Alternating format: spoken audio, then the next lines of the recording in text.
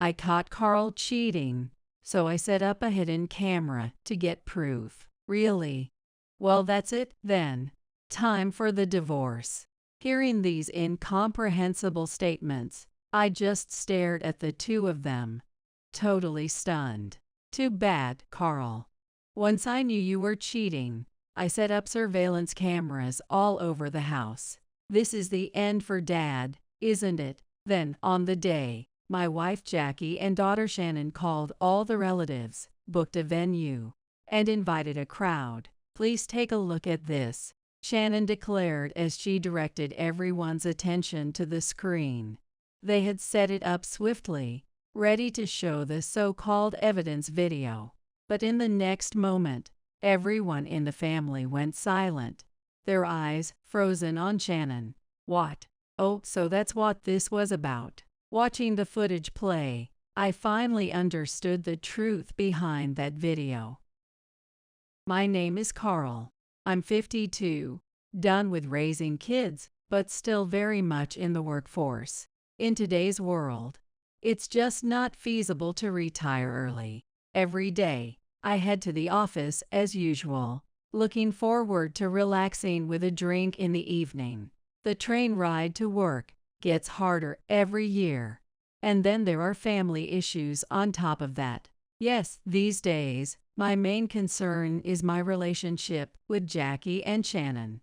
About 8 years ago, when Shannon left for college, Jackie and I practically stopped talking. Sure, our conversations had already been on the decline, but we openly avoided each other around that time.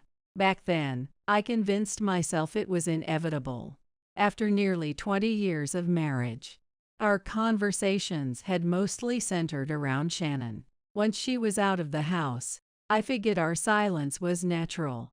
But Jackie's changes didn't stop there. As time went on, she started staying out, sometimes not coming home at all.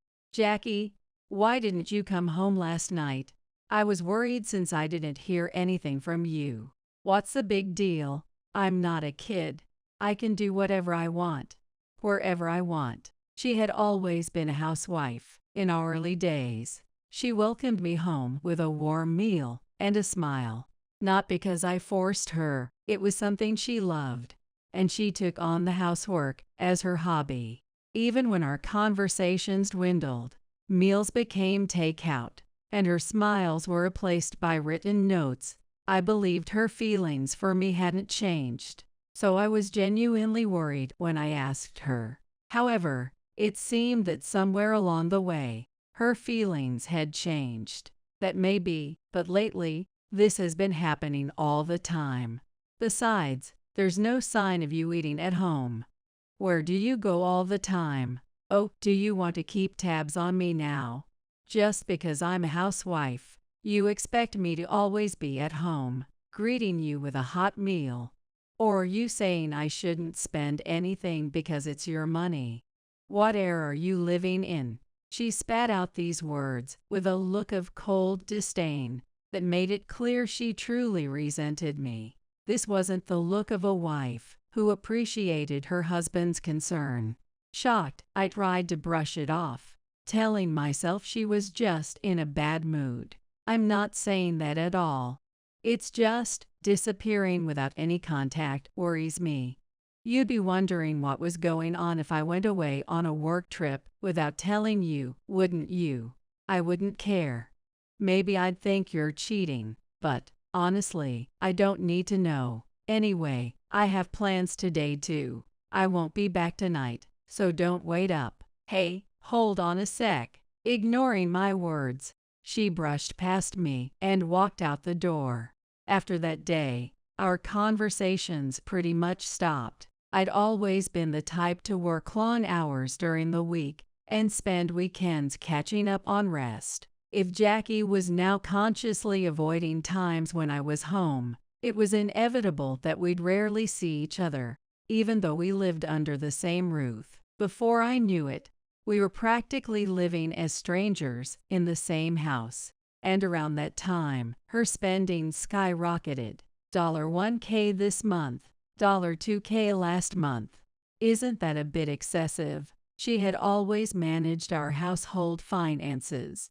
I received a monthly allowance and, if needed, asked for additional funds. This was common among the families around us, and I'd never questioned it. But on a whim, I decided to check our bank balance for the first time in a while, and I was stunned. The recent transactions were shocking, with money being withdrawn almost every week. Naturally, I confronted Jackie about it. What's going on here? What are you spending the money on? $2K isn't a small expense. Oh, you noticed. How annoying. It's fine, whatever it is. It's not fine. This is our family's money. Here we go again.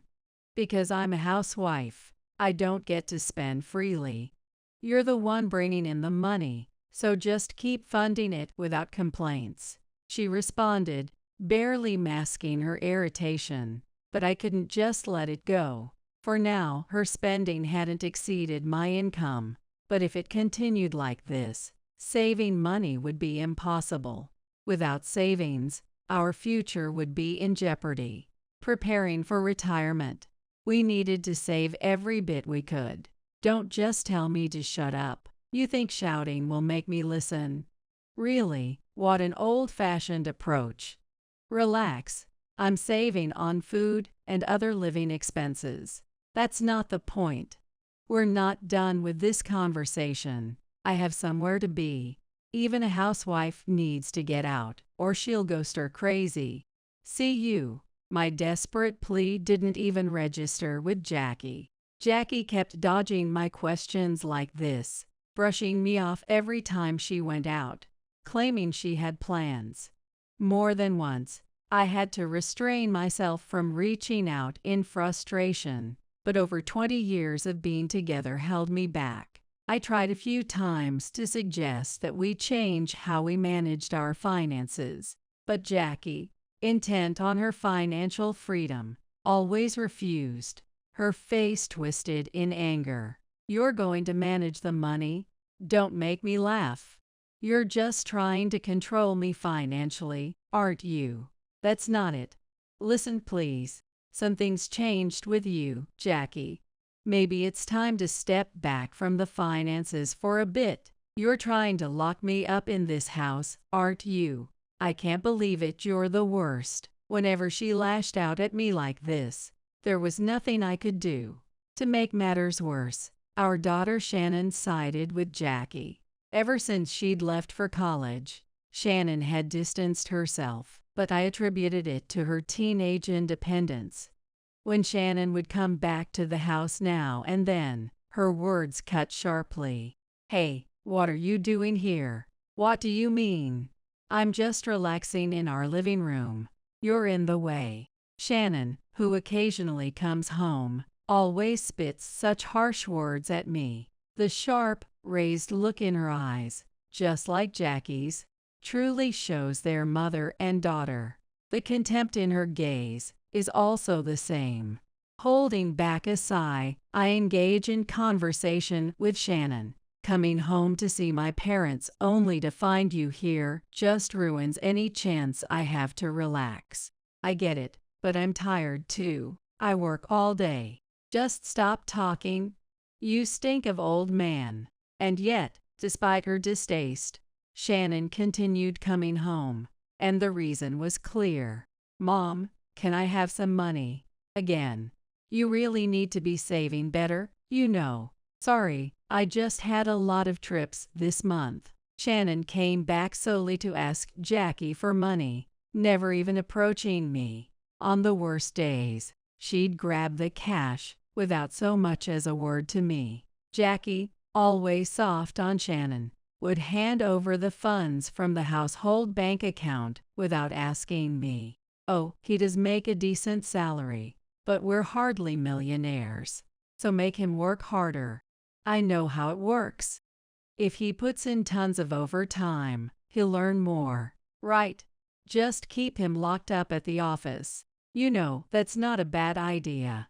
He's nothing but a nuisance when he's home anyway, so might as well have him working more. Exactly. Then we get the house to ourselves. plus more money. Win-win. Every time I overheard conversations like this, I couldn't shake the unease that settled deep within me. Shannon is already 26 this year. A few years ago, she got married and started her own family. Last year, her daughter Jennifer was born, making me a full-fledged grandpa. Shannon's new home isn't too far from ours.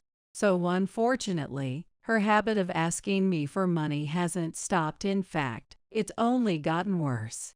Hey, we're planning a family trip for the three of us. You're going to pay for it, right? A trip. Why don't you cover that yourselves? You're working, after all. Huh, what are you saying?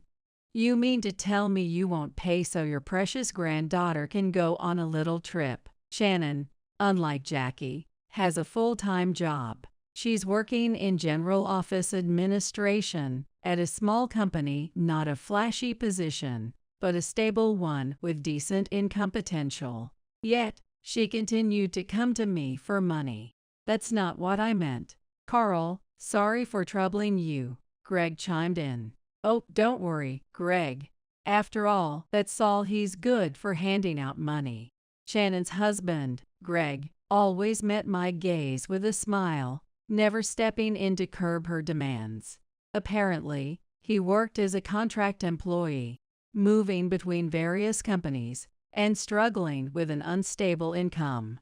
That was one reason Shannon came to me for money, but the issue was her use of it. If she were in desperate need for essentials, I would happily support her. Anyway, just give us the money already. Sigh. I was painfully aware of my failures as a parent.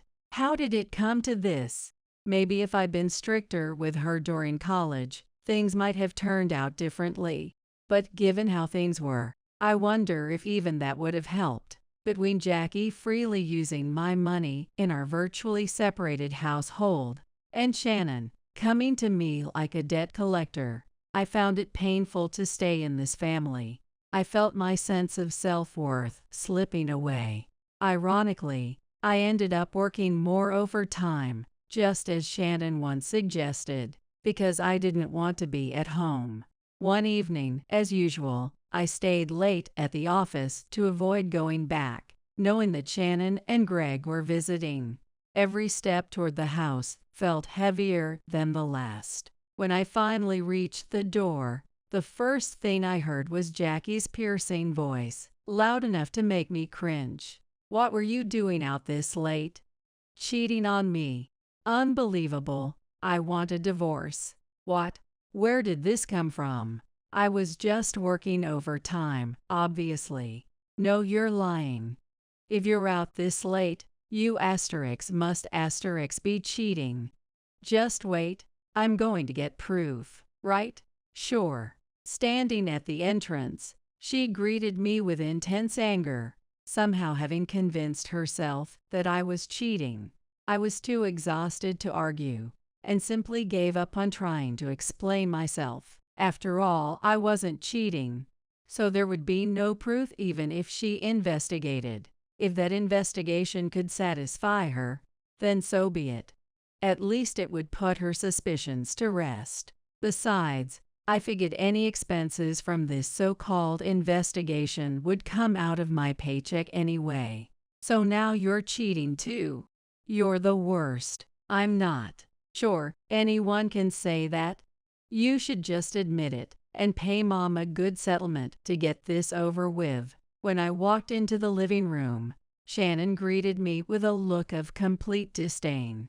Clearly, Jackie had already spoken to her. I was filled with irritation, but after all the overtime, I had no energy left. Trying to escape, I went straight to the shower, and then to my room. Truly, this home was unbearable. Carl's been cheating, so I've captured proof on a hidden camera. Really? So it's divorce time, then? What? It was a few days later that Jackie and Shannon stood before me, holding a camera with smug expressions as they declared this. I stared at them in shock, unable to make sense of their words. Didn't notice, did you? It's too bad for you. After I learned about your affair, I set up surveillance cameras around the house. And guess what? They caught everything. You'd better be ready. Now you're finished. Mom, why don't we invite the whole family over and publicly humiliate him? Sounds perfect. Let's invite Greg too, he's part of the family, unlike this man. Right. Ignoring me entirely, the two of them cheerfully planned the details. I knew I hadn't done anything wrong, but I was still curious about this so-called evidence Jackie had. What exactly did you capture in that footage? Oh, so now you're curious? Too bad. I'm not showing you. It would be just like you to tamper with it if I did. I doubt you're capable of anything elaborate, but better safe than sorry. In the end, I wasn't allowed to see the footage until the event. Jackie and Shannon invited the entire family, booked a venue, and called it a party to introduce Shannon's daughter Jennifer. Although Jennifer was already a year old, they hadn't formally introduced her to the family yet. Family members, especially the women, gathered around Jennifer, completely captivated. Everyone, I have something I'd like to show you. After the meal, and as the party began to wind down, Jackie raised her voice. She even used the microphone, positioned carefully at the front of the room. Please, look this way. As Shannon made her announcement, a large screen descended onto the stage at the venue. The lights dimmed, and the footage from the hidden cameras started playing. The video showed a dimly lit room, and the relatives watched quietly, wondering what was about to unfold. The video is a bit dark, but this is proof of Carl's infidelity, Shannon said. Shockingly, this man brought another woman into his own home to cheat. This footage is evidence that Mom courageously gathered. I truly wanted to believe in Carl, Jackie added, pretending to cover her eyes in grief. But this is undeniable evidence, and I didn't have the courage to confront it alone. I wanted all of you here to witness it with me. The relatives looked at her with sympathy as she dabbed at her eyes, feigning tears. But then, everyone's expressions suddenly froze. The reason was clear, and after a moment's silence, every eye turned to Shannon. Oh, I see now, I murmured, realizing what this footage actually was. The beginning of the video was dark, with only faint movements in the shadows. Jackie had sped up the video, and the lack of sound made it look like an affair scene in progress.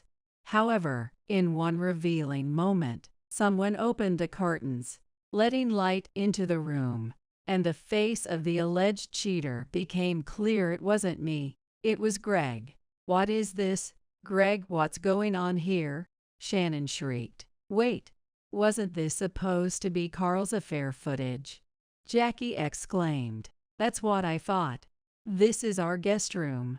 Why is Greg in here? Shannon, shocked by the unexpected turn, grabbed Greg, who was now scrambling to explain himself, while Jackie looked between them, utterly baffled. The guest room. You've got to be kidding.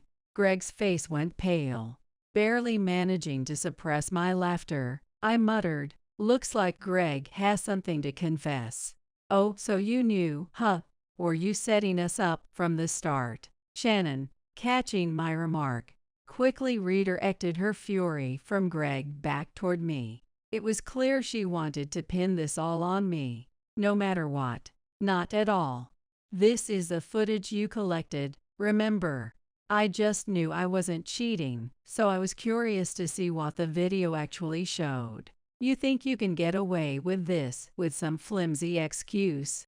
Your plans are laughable. Well, that's not my intent. Though I had a hunch about Greg's cheating, if I'm honest. What? Shannon froze at my words, glaring at me as if to say, how do you know? Why didn't you say anything?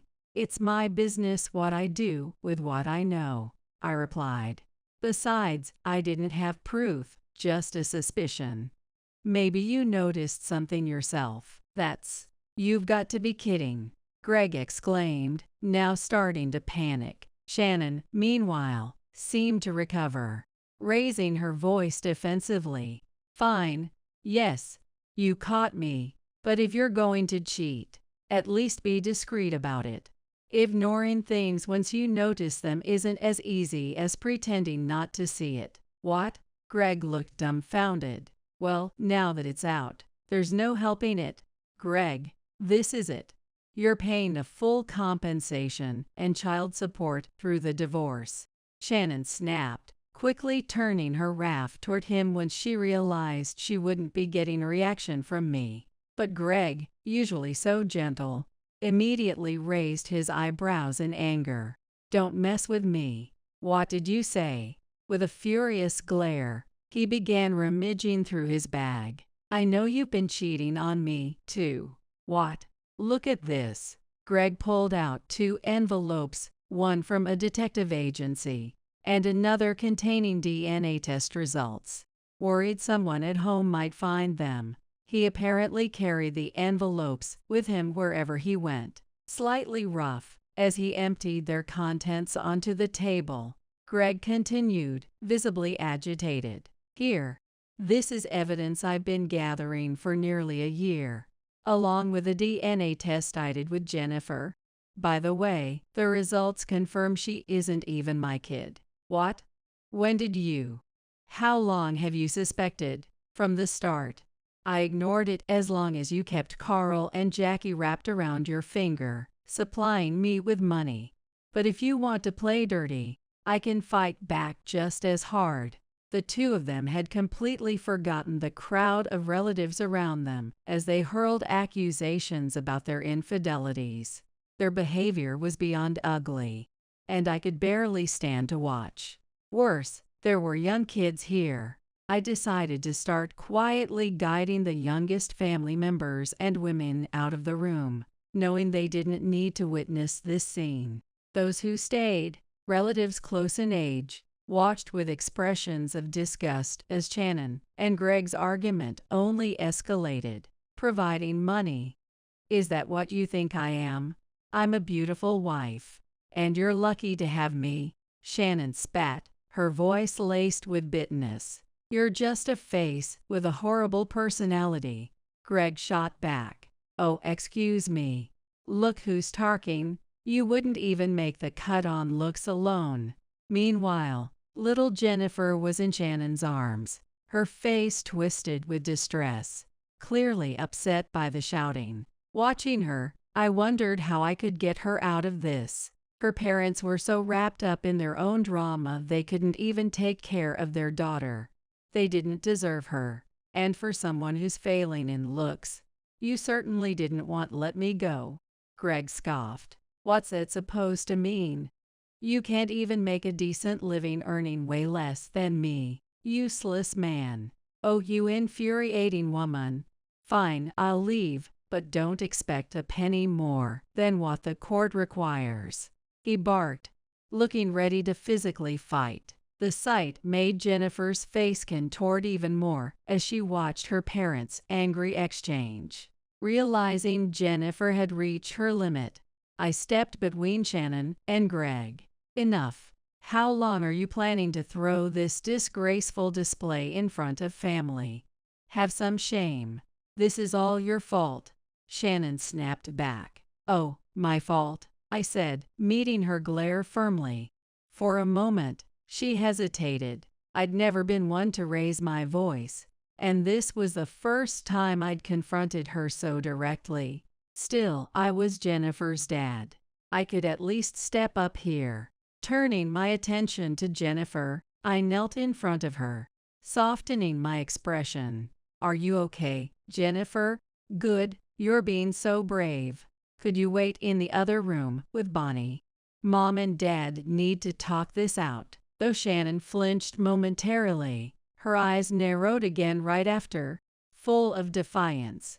I had no idea how quickly things might escalate into round 2, and it was far too cruel to keep Jennifer in such a tense environment. While Shannon's attention was focused on me, I seized the chance to get Jennifer out of the room. Bonnie, my niece who sometimes looked after Jennifer, was in the next room. Jennifer, though clearly scared, nodded firmly as I escorted her over there. After making sure she was safely away, I turned back to face Shannon, who was still raring to tear into me. I stayed in this family, even as just the one providing the money, I told her, keeping my tone steady. You think there's a problem with that? Don't act so high and mighty. This all started because you were sneaking around and worrying Mom. You mean Jackie, I corrected, glancing toward her. Jackie's shoulders were trembling, and I let out a sigh. What is it? She said, defiant but visibly tense. Those who cheat tend to be the quickest to suspect their spouse of doing the same, like Shannon and Greg. Jackie stared at me, a flicker of fear in her eyes, as if guessing what I was about to reveal. It seems you've been following the same pattern, I added, letting her know that I was fully aware of her infidelity too. I spread out the evidence I'd prepared, laying it on the table. Jackie's face paled as she looked over the photos and documents nearly identical to those Greg had just presented, including receipts and a range of photographs. Only, these weren't of Shannon. Mom, is this? Jennifer had left a room, but Jackie looked horrified. Where did you get this? She demanded. I hired professionals. Your behavior's been suspicious for a while. All the evidence pointed to Jackie, proof of her interactions with strange men. Looking far too friendly, I stared at her with as cold a look as I could muster. Strictly speaking, it wasn't exactly infidelity. Her connections with these men seemed to be based on money alone. But that didn't matter to me in the least. This isn't what you think. I was just out having dinner with friends. It's way too controlling to suspect infidelity over everything. Friends, with young men who look like they're over a decade younger than you. I overheard some of your conversations, and they didn't seem very friendly to me. Everyone has their own way of defining friendships. Plus, age doesn't matter in friendship. Confronted with the evidence, Jackie started making desperate excuses. If she'd confessed now, I might have considered cutting her some slack. But it was too late for that. I pulled out a more damning photo. Maybe, but do friends go to hotels alone together? Cuddling like this. I was feeling unwell, and there just happened to be a hotel nearby. That's a convenient excuse. And just so you know, it's not just this guy. I've confirmed multiple relationships with others. I thought about letting Jackie save some face in front of Shannon, but if she was going to deny everything so stubbornly, I had no choice. I spread all the evidence I had left on the table. It included photos of Jackie entering and exiting hotels with different men over several days, along with documents detailing her affairs. Each person listed had been involved with Jackie at least once. The sheer number of them had left me dizzy when I first saw it. Here's a 25-year-old, there's a 27-year-old, and this one, she looks like she's just 20. Do you even know your own age? That's none of your business. How could you drag these unrelated people into this? It's just awful. They're not unrelated. By the way, I'll be suing all of your partners for compensation. You can't do that. If you do, they'll. The moment I mentioned compensation, Jackie screamed, but it didn't strike a chord with me. It was just empty noise. I sighed and confronted her with reality. I was offering to divide the claims among several people rather than just targeting one, so I felt I was being reasonable. They're the ones committing acts close to criminality. They've got to be prepared for the consequences. The worst that could happen is that your relationship with them ends. I can't let that happen. I'm divorcing you. Don't think you can live like before, spending my money without working. That's impossible. Her reaction surprised me a little. Could it be that after everything, she had no intention of divorcing me? She had tried to expose my infidelity all this time. Was her plan really to keep me under guilt, to continue using me financially? The more I thought about it, the more her logic eluded me, giving me a headache. This isn't a joke or a lie. It's the natural consequence of your actions. You need to take responsibility for what you've done. Wait, this was just a moment of weakness. You were so busy with work that I felt lonely and sought comfort. So you want me to forgive you? That's a bit convenient, don't you think? Our relationship has been broken for a long time. Stop clinging to me. For years, ever since Shannon went to college, I had endured the emotional abuse from both Jackie and Shannon, being belittled, having my money drained. It was time for me to be free. I will never forgive you. So whatever you say now is pointless. Just remember what you've done and live with your misery. Why? You love me, right? So this has to be a joke. This is no joke. My feelings for you ran out a long time ago. I stayed with you out of a sense of obligation built over the years. But that's over now. Never show your face to me again. If I had known things would escalate this way, I should have prepared a divorce application in advance. It was a hindsight thought, but it crossed my mind as I looked at the stunned faces of Jackie and Shannon, with Greg still hurling insults at Shannon in the background. I decided it was time to wrap up this gathering. I was now reluctantly involved in this mess.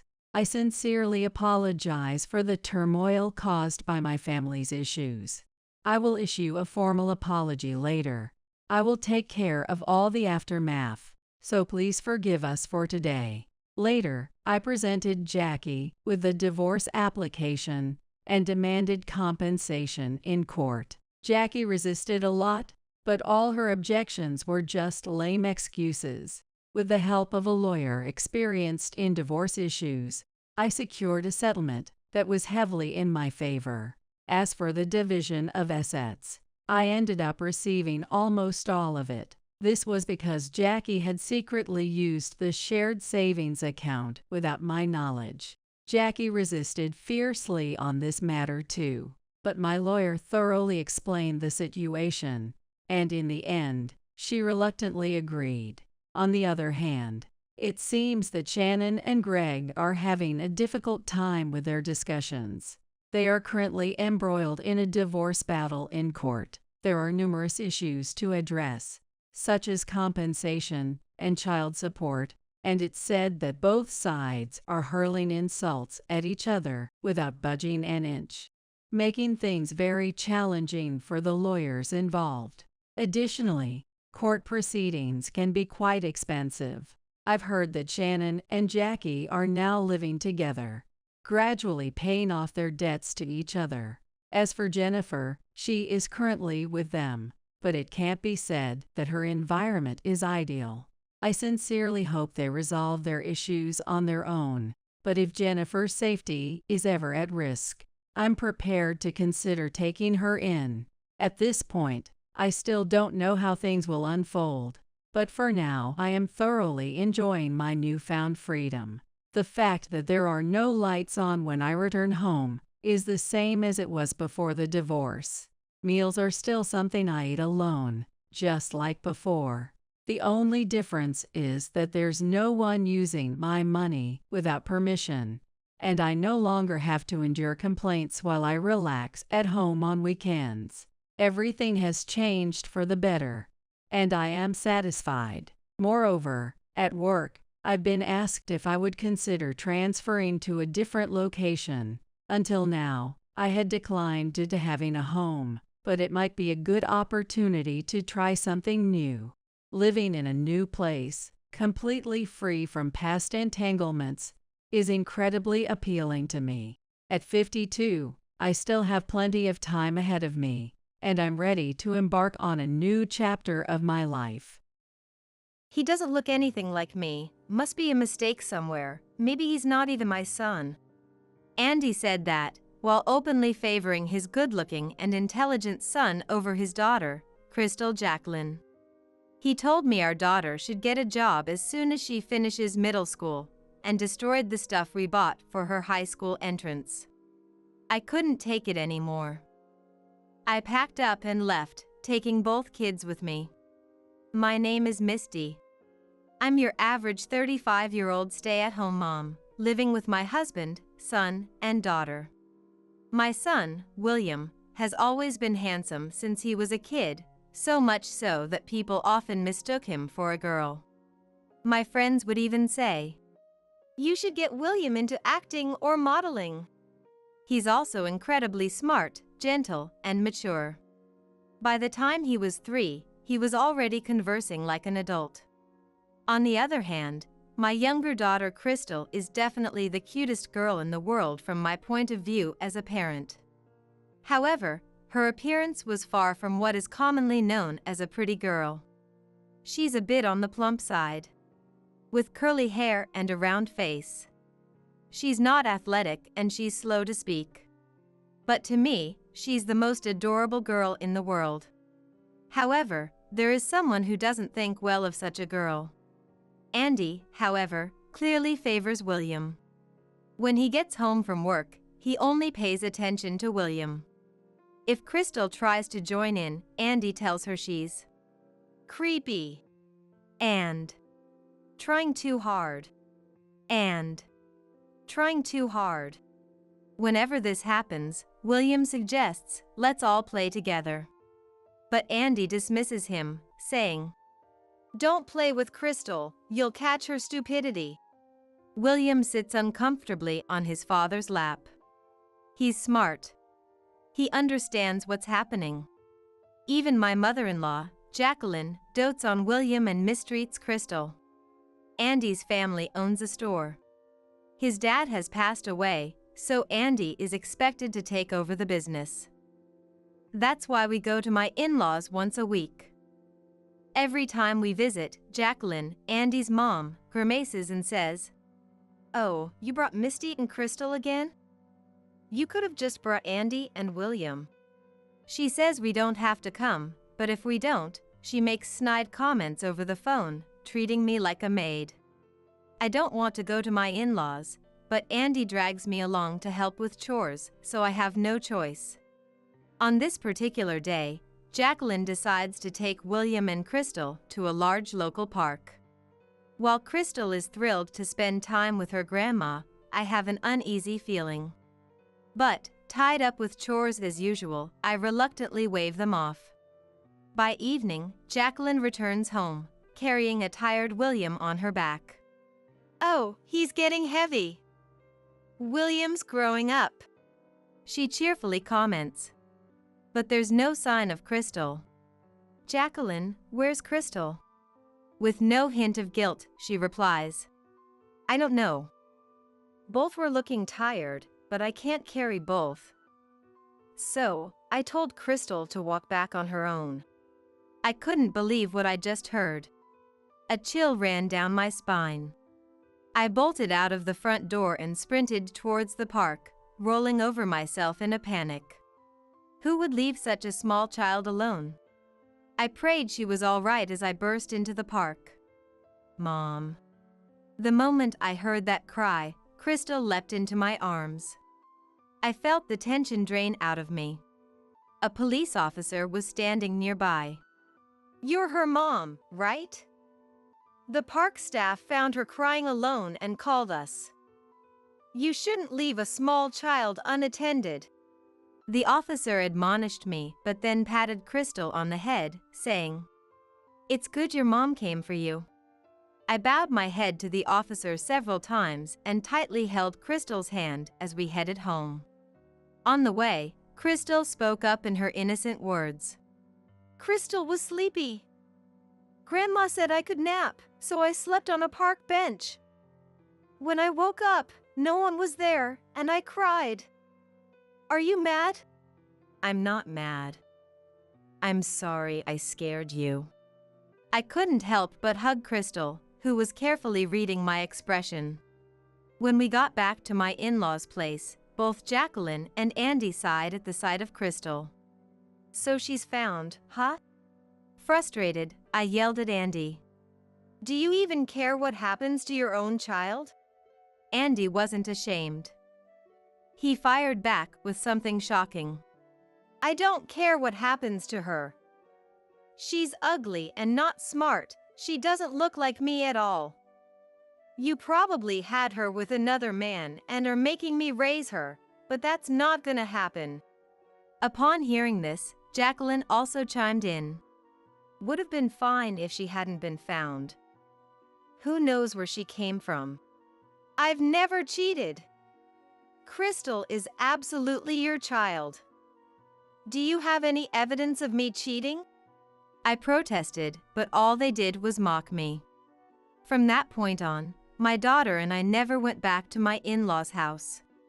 No matter how much Andy scolded us, no matter how many sarcastic comments Jacqueline made over the phone, I endured it all to protect Crystal. William had noticed how poorly Andy and Jacqueline were treating us. "Grandma would get mad if I also stayed home. I'm okay going alone. You and Crystal don't have to worry." That's what William said as he gently stroked Crystal's head. Although I felt guilty toward William, we stayed home. William is truly a kind-hearted child. Dealing with Jacqueline's mood swings must have been tough, but William managed it with his inherent brightness and charm.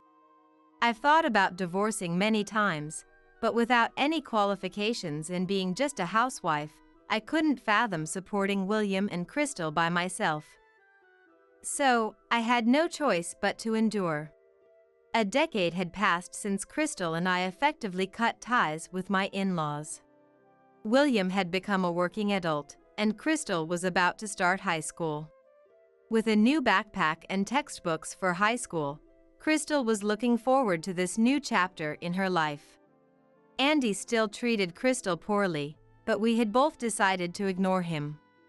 "As long as William and Mom are on my side, that's all that matters," Crystal would say, which always made my heart ache. Still, seeing Crystal excited about her new life made me happy, too. But then, disaster struck. Andy saw Crystal's new school supplies and went ballistic. "What is this? You're planning on going to high school? We've raised you this far, and you're not even our real child. Quit school and start working. Pay us back for all we've spent. Throw all of this stuff away, now." Ripping up her textbooks and tearing her bag apart, Andy hurled them into the muddy yard soaked from days of rain. "I'll make sure your mom hears about this." Andy said that and called his in-laws. Jacqueline came over almost immediately, as if she had been waiting for this moment. "Who do you think you are, planning to go to high school on our dime? You should be thankful you even got to go to middle school. Get a job as soon as you graduate and give us all your earnings. Misty, you should be grateful we even took care of your fair child," she said, clearly enjoying herself. "You two are nothing but a bad influence on William, our heir. You're both worthless. Get out." So there we were, Crystal and I, picking up her thrown school supplies, listening to Andy and Jacqueline's harsh words. Both of us were drenched in the rain. Rain soaked our hair, and droplets streamed down our faces to the ground. I couldn't tell if they were tears or rain anymore. With William already having moved out, there was no one left to stand up to these two. Crystal and I looked at each other, and we both knew. There was no reason left to stay in this house. After that, Crystal and I packed a few essentials and left. Andy and Jacqueline agreed to the divorce without a fuss. With nowhere else to go, we turned to William for help. William was shocked to see us covered in mud and rain, but quickly understood the situation and welcomed us into his home. William offered me a warm shower, a change of clothes, and a soothing drink. Feeling a bit more settled, we sat down to talk about what's next. "Got a call from Dad earlier. He said he's divorcing Mom and we should never let them in the house again. He told me to quit my job and take over the family store. But I don't want any part of it. I can't stand him or Grandma. Hearing this made my heart ache for William. I've always wondered how hard it's been for him, stuck between our family and his in-laws since childhood. I was putting up with it as long as Dad and Mom were married, and while Crystal was in that house. But that's not the case anymore, is it? William grins mischievously. How about changing schools, Crystal? I'm being transferred to another state. We can all move there. And let's keep it a secret from Dad and Grandma. I hope their store goes under. Upon hearing William's enthusiastic proposal, Crystal exclaims, I'm definitely in. I've always relied on William, so it made me feel guilty. But I decided to go along with it because it seemed like the best course of action. Everything fell into place smoothly after that. A few weeks later, we were settling into our new lives in a new place. What Andy and Jacqueline don't know is that Crystal is actually brilliant. She's always been good at tests, she just developed a little slower than others. She even aced the entrance exam to a top high school at our new location. Crystal and I both got new phone numbers, cutting off all contact with Andy and Jacqueline. William kept his line open just to keep tabs on them. He thought it'd be best to have a minimal line of communication to avoid being desperately searched for. 10 years have passed since then. Crystal is an adult now, William has a decent job, and we're all living separately. Today is a rare occasion where we've all gathered for a family meal. I decided to dress up a bit as I waited for the two of them. Suddenly, I hear, Is that you, Misty? Yes, it's Misty. It was Andy, now balding and bloated. And Jacqueline, her hair completely white. And hunched over like a witch from a storybook. Where have you been for 10 years, Misty? We've been worried. Are you still mad about us claiming Crystal is the child of an affair? Come back. We haven't seen Crystal and William for years. Where are my kids? Andy was ranting, saliva flying from his mouth. Yes, come back. We're in terrible shape now. Jacqueline shrieked in her hoarse voice. Despite the dramatic reunion, I felt nothing. I observed them, oddly detached. Mom! Mom, what's going on? I looked back towards the voice.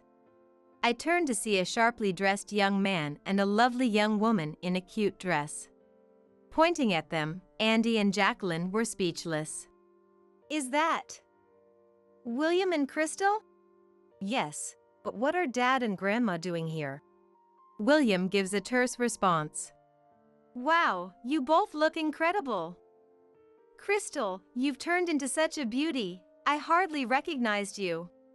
I never imagined that little Crystal would grow up to be this stunning.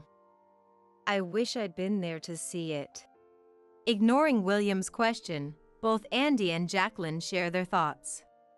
You see, after Crystal moved away from Andy and Jacqueline, her life improved significantly. Whether it was the lack of stress or her active involvement in high school activities, she transformed. Her face slimmed down, and her eyes, once lost in baby fat, became more pronounced.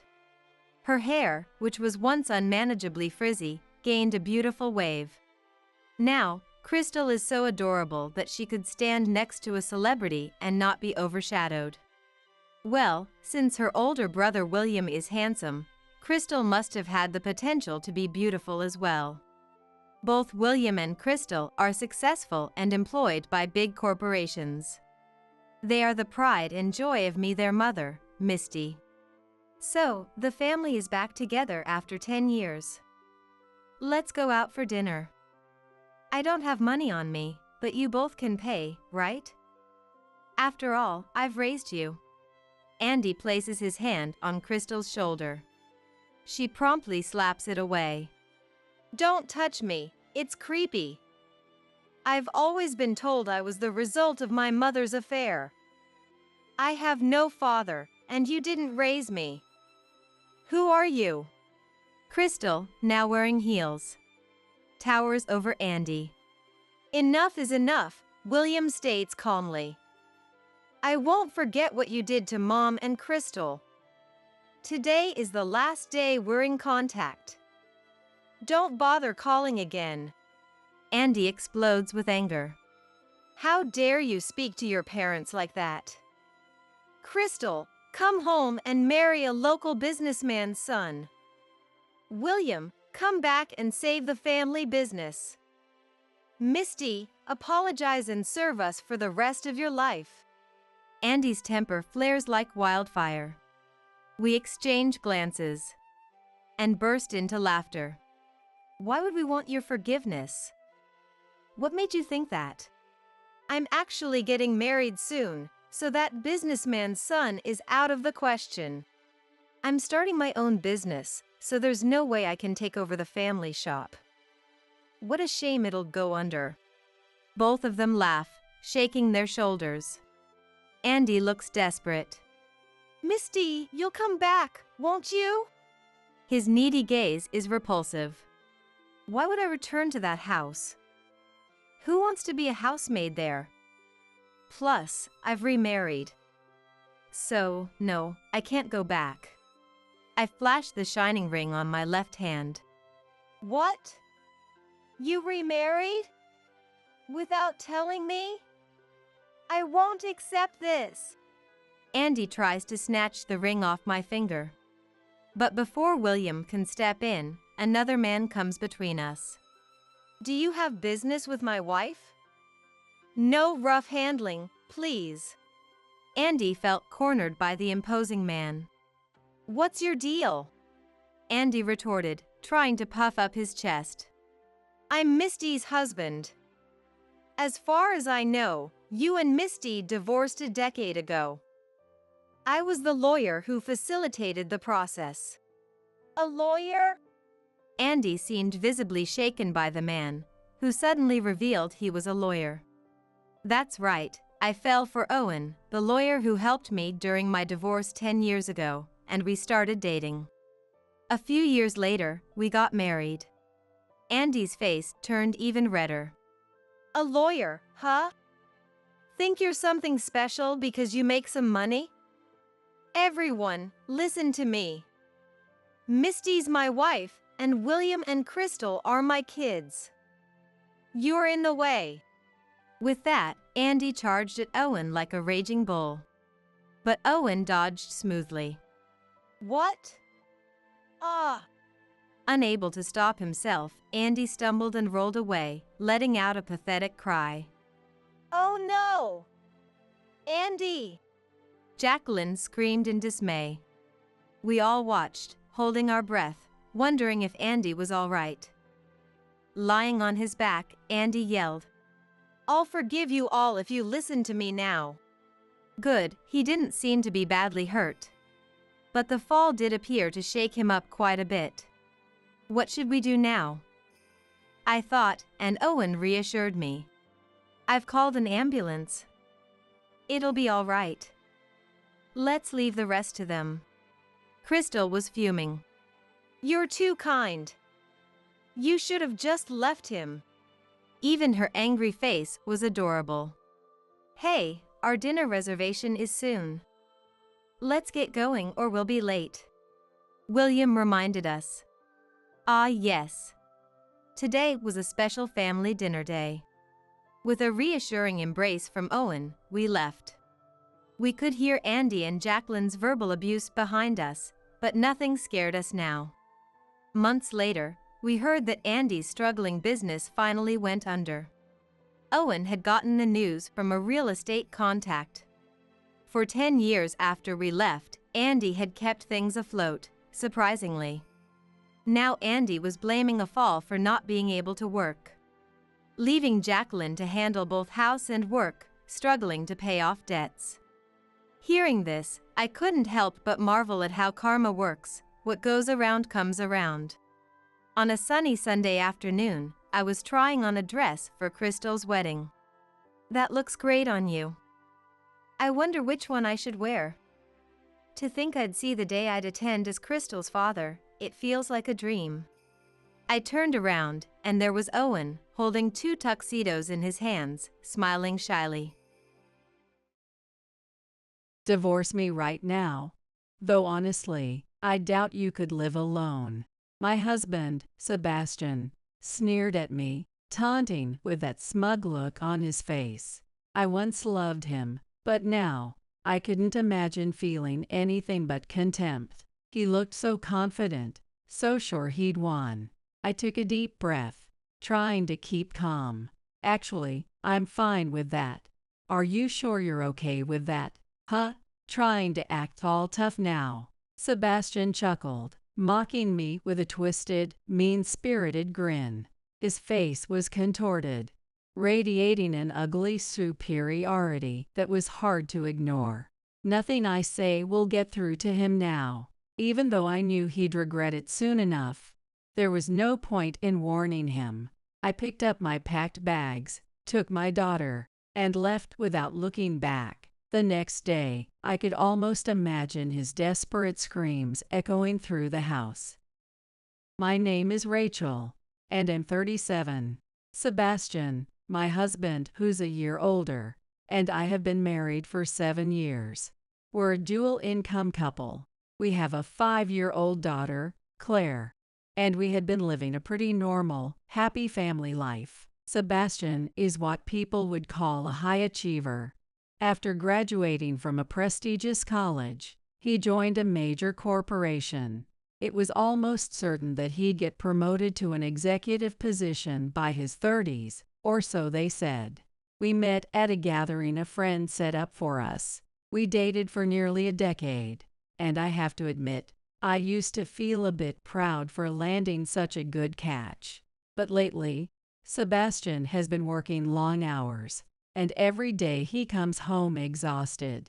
It's common for him to get home after midnight, and sometimes he even stays overnight at the office. At first, I'd stay up, waiting for him to come back home, keeping the lights on in the living room just for him. But when he walked in and saw me waiting, he'd give me this odd, unreadable look. "Oh, you're still up. Yo, welcome home. Thanks. Did you need something? What? You're up this late? So you must have something to talk about, right? Is it about Claire?" "No, I was just waiting for you to get home, that's all." Sebastian's tone was a bit harsh, and I felt myself shrink back a little. "Really? There's nothing going on? Then you don't have to wait up for me. You've got work in the morning too, don't you?" "Well, yes, but look, when you wait up for me like that, it makes me feel tense, like something's wrong. I come home to unwind, you know. Can't you see that? I get it, but I'll just warm up something for dinner, or I can eat out if it's a bother. It's going to be busy like this for a while, so don't push yourself." Sebastian said this as he walked toward the bathroom, likely to take a shower. I couldn't help but feel a little sad, wondering if this was what marriage was supposed to be like. Still, it could be worse. He could be demanding I stay up, wait, or do everything for him the moment he's home. So I decided to look at it that way, and not dwell on it too much. From then on, I followed Sebastian's advice, and stopped waiting up for him.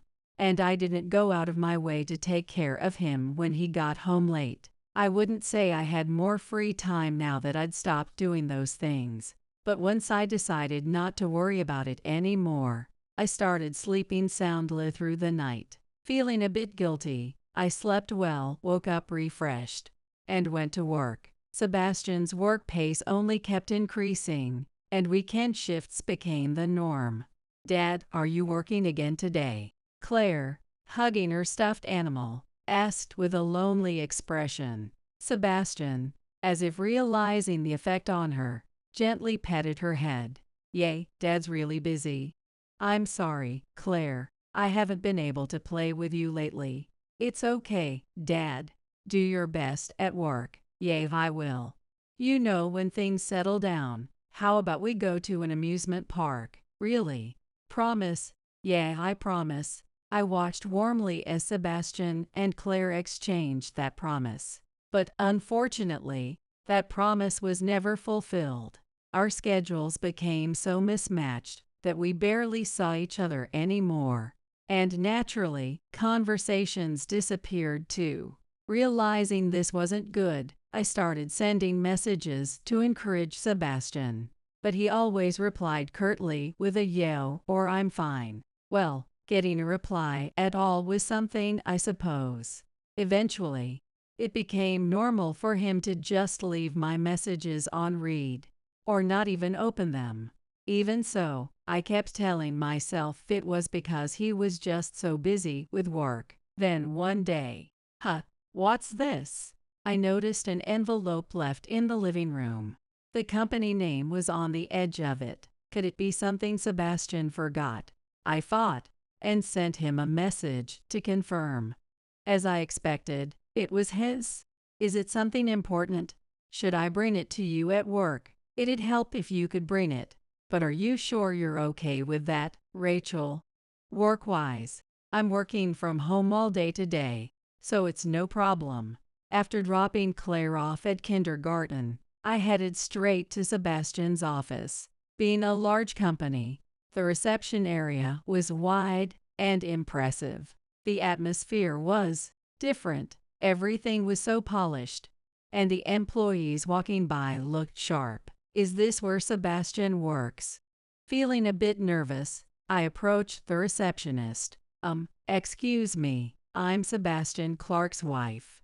I'm here to drop off something he forgot. The receptionist smiled warmly at me. I'll check on that. Please wait a moment. The woman had impeccable makeup and was quite beautiful, with a smile that made her look surprisingly cute. She could easily be mistaken for a model or an actress. Even the way she made the phone call was graceful. As I watched, entranced, I suddenly heard a familiar voice behind me. Wait, is that you, Rachel? I turned around to see my friend, Nicole. Nicole. Wait, what? You work here now? Yay, I recently switched jobs. Long time no see. I was so busy, I didn't even have time to tell you. I could say the same. I've been so busy that it's been hard to find time to meet. Well, I guess we're both in the same boat. But still, running into you here. Nicole laughed heartily. We'd been friends since high school. Nicole had always been dedicated to her career, working tirelessly in her field. I didn't know she was looking for a new job, but maybe it was fate that we ran into each other here. Apparently, Nicole thought the same thing. Hey, do you have some time later this afternoon? I'd like to talk. Oh, yeah, I'm free. Great. I'll send you the location later. As I was talking with Nicole, Sebastian came jogging over. Oh, Sebastian, here. Thanks, Rachel. You're a lifesaver. Sebastian grabbed the envelope from my hand like he couldn't wait another second. Rachel, you've got work too, right? Head on home. Be safe. Oh, okay. And with just that, he disappeared back into the office. It was the first decent conversation we'd had in a while, but it ended so abruptly. While I stood there a bit dumbfounded, Nicole tapped me on the shoulder. I'll text you, so keep an eye on your smartphone. All right, I'm heading back to work too. Yay. See you later. I watched Nicole walk back to work and left the office myself. I headed home, did some work, and in the afternoon went to the cafe where we had agreed to meet. And the first thing Nicole said was, "How should I say this? Sebastian's cheating." What? I let out a dumbfounded sound at her abrupt statement. Cheating? Who? My husband, Sebastian. Why? Why would Nicole say something like that? A million questions popped into my mind. What do you mean? I asked cautiously, and Nicole started speaking with conviction. Well, actually, I saw Sebastian with another woman. Just being together doesn't mean they're cheating. It's not just that. I think others have seen them too. Honestly, it didn't even seem like they were trying to hide it. What Nicole shared was pretty shocking. She described what she had seen between Sebastian and the woman interactions that clearly looked like cheating. With each detail Nicole gave, my arguments lost more steam. And you know the woman. She's our receptionist. You saw her today, didn't you? What, her? The image of the gorgeous woman at the reception desk flashed in my mind. Is she and Sebastian cheating? Aren't they? I don't know. Mismatched. That was what slipped out of my mouth. Maybe it wasn't the right thing to say about my husband, but Sebastian wasn't exactly a stunning type, pretty average, actually. Plus, they had to be at least 10 years apart in age. With her looks, she could probably have her pick, so I didn't get why she'd go for someone married like Sebastian. As I continued, Nicole shook her head firmly. Rachel, you don't get it. There are plenty of people who find it thrilling to mess with what belongs to someone else. Is that a thing? Oh, it's very much a thing. She's a classic example of that type. Didn't you notice anything off about Sebastian? Any signs he was acting strange or behaving differently? No, I don't think so. Sure, he's been busier with work lately, so we haven't had much time together. As I said that, Nicole frowned. What? Busy with work? Sebastian. Yeah. He's been working overtime a lot, and even going in on weekends, sometimes coming home well after midnight. That's probably a lie. What? Nicole's words left me stunned once again, because Sebastian was transferred to a department last year where no one gets promoted. So there's no overtime, no weekend work either. A transfer. This was also news to me. The revelation was overwhelming. My head was spinning. Yeah, Sebastian used to be the top performer in his team, but he made a huge mistake on his last project, made the client furious, and it almost turned into a lawsuit. He was demoted and transferred to another team as a result. It's actually common knowledge at work. I can't believe you didn't know, Rachel. What? I hadn't heard any of this before. I was speechless. It felt like I didn't know anything about Sebastian at all. Then it suddenly hit me. I barely knew anything about Sebastian at all. Or maybe I just didn't want to know. No, that excuse about work is just a lie. He's probably crashing at his girlfriend's place. Nicole's tone was calm, but I could tell she was being stern for my sake, to make me face reality. So, he's cheating. The words escaped my mouth, and with them, a wave of darkness washed over me. Of course, I wondered why, and I couldn't shake the thought that maybe I had somehow failed as a wife. All right, I'll look into it. I'll start paying closer attention to Sebastian. Okay, I'll keep an eye out at work too. If I can get any photos, I'll send them to you. Thank you. I'm sorry we had to talk about this, especially after not seeing each other for so long. I could have just texted you, but I thought it would be better to discuss it face to face. No, it's okay. I know you're just looking out for me. Thanks, Nicole. We chatted for a while longer, and then we parted ways. I went to pick up Claire from daycare, and we headed home together. Mom, why do you look so sad? Did something happen? What? No, I'm okay, really. Nothing's wrong, sweetie. I forced a smile at Claire. Did I manage to look convincing? That night, once again, Sebastian didn't come home. After putting Claire to bed, I decided to search Sebastian's room. It served as both his office and his bedroom, though I hadn't seen him sleep there in ages. A thin layer of dust had settled on his desk. Doing my best to remain calm, I began my search. And then, shockingly, I found evidence of his affair almost immediately. In the back of a drawer, I found photo after photo. The woman in the pictures looked exactly like the receptionist Nicole had described. One photo even seemed to be taken at an amusement park where he had once promised to take Claire. He'd left his family behind to have fun with her at the park. Seeing this, the last sliver of hope I had for Sebastian vanished completely. I would never forgive him. I was resolved. From that moment, I became relentless in gathering evidence of his affair. I even hired a detective agency.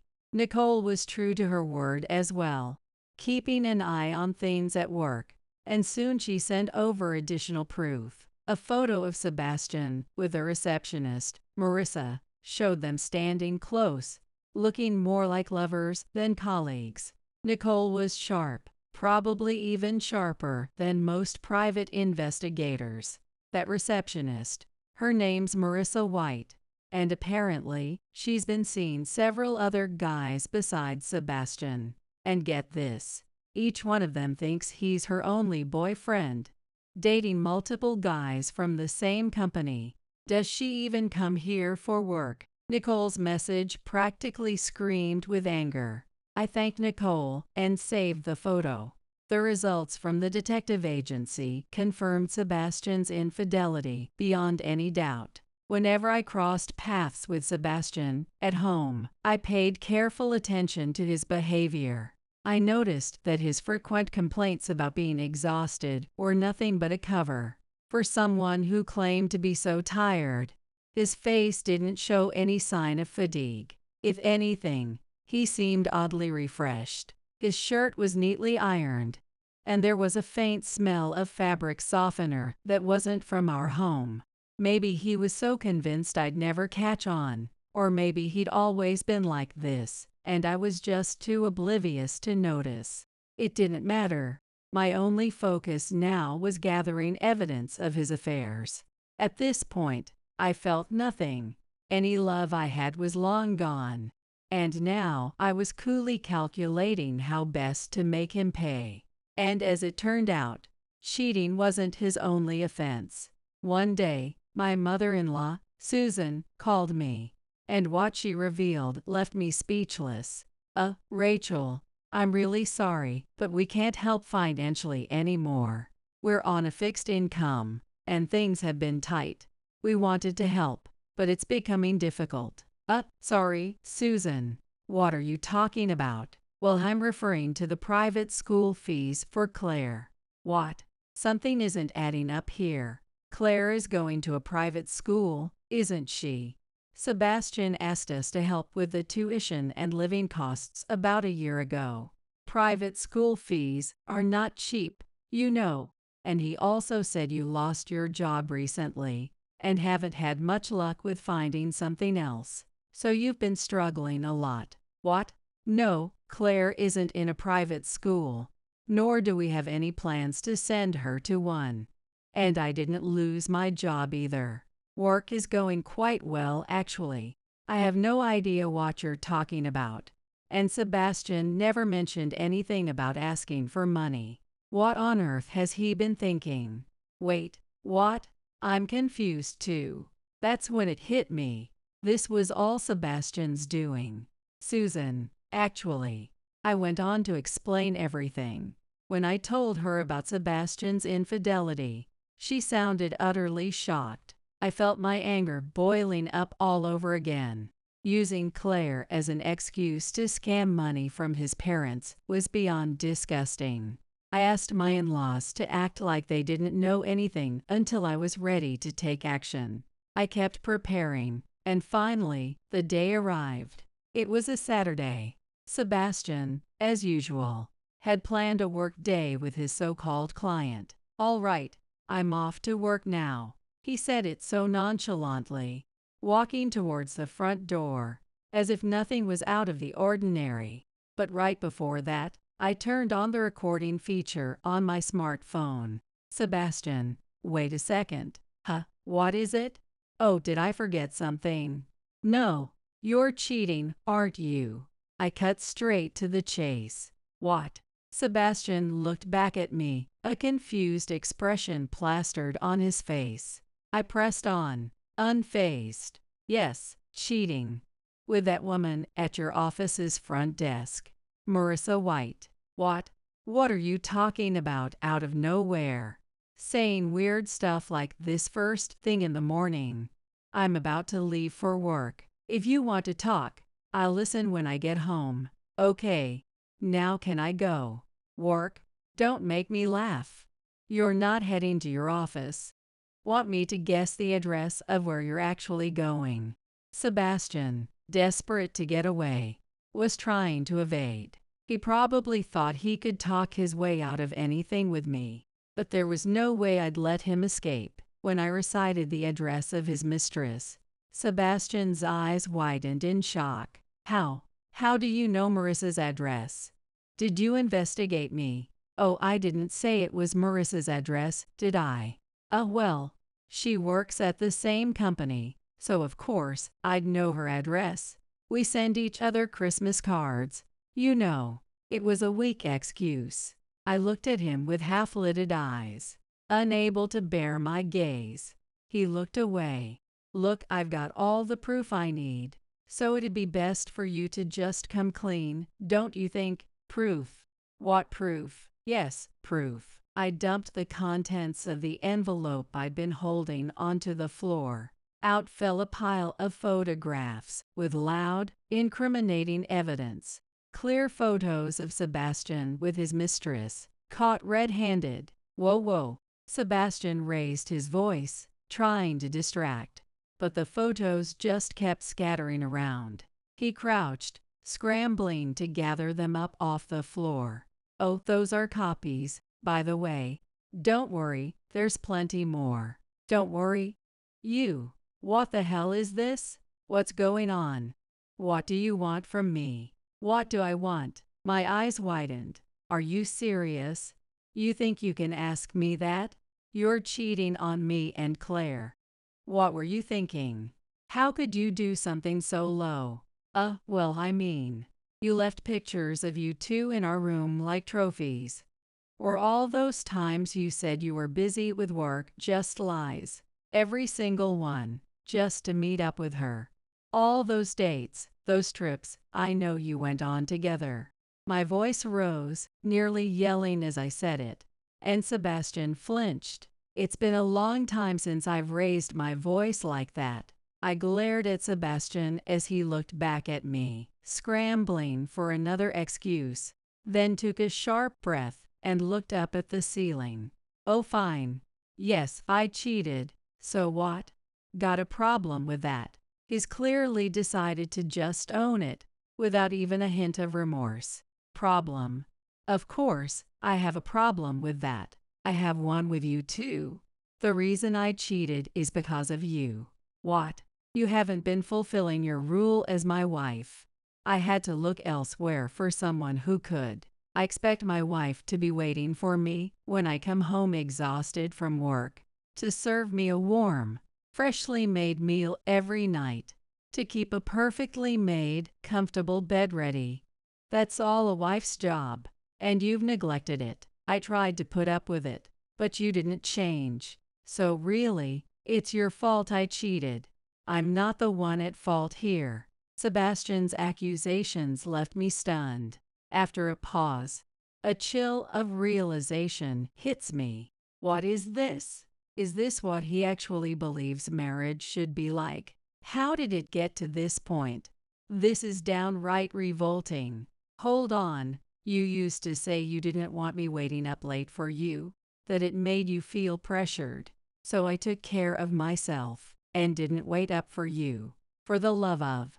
That was just a way of testing you, to see if you had any sense as my wife. Anyone would still be waiting up after that.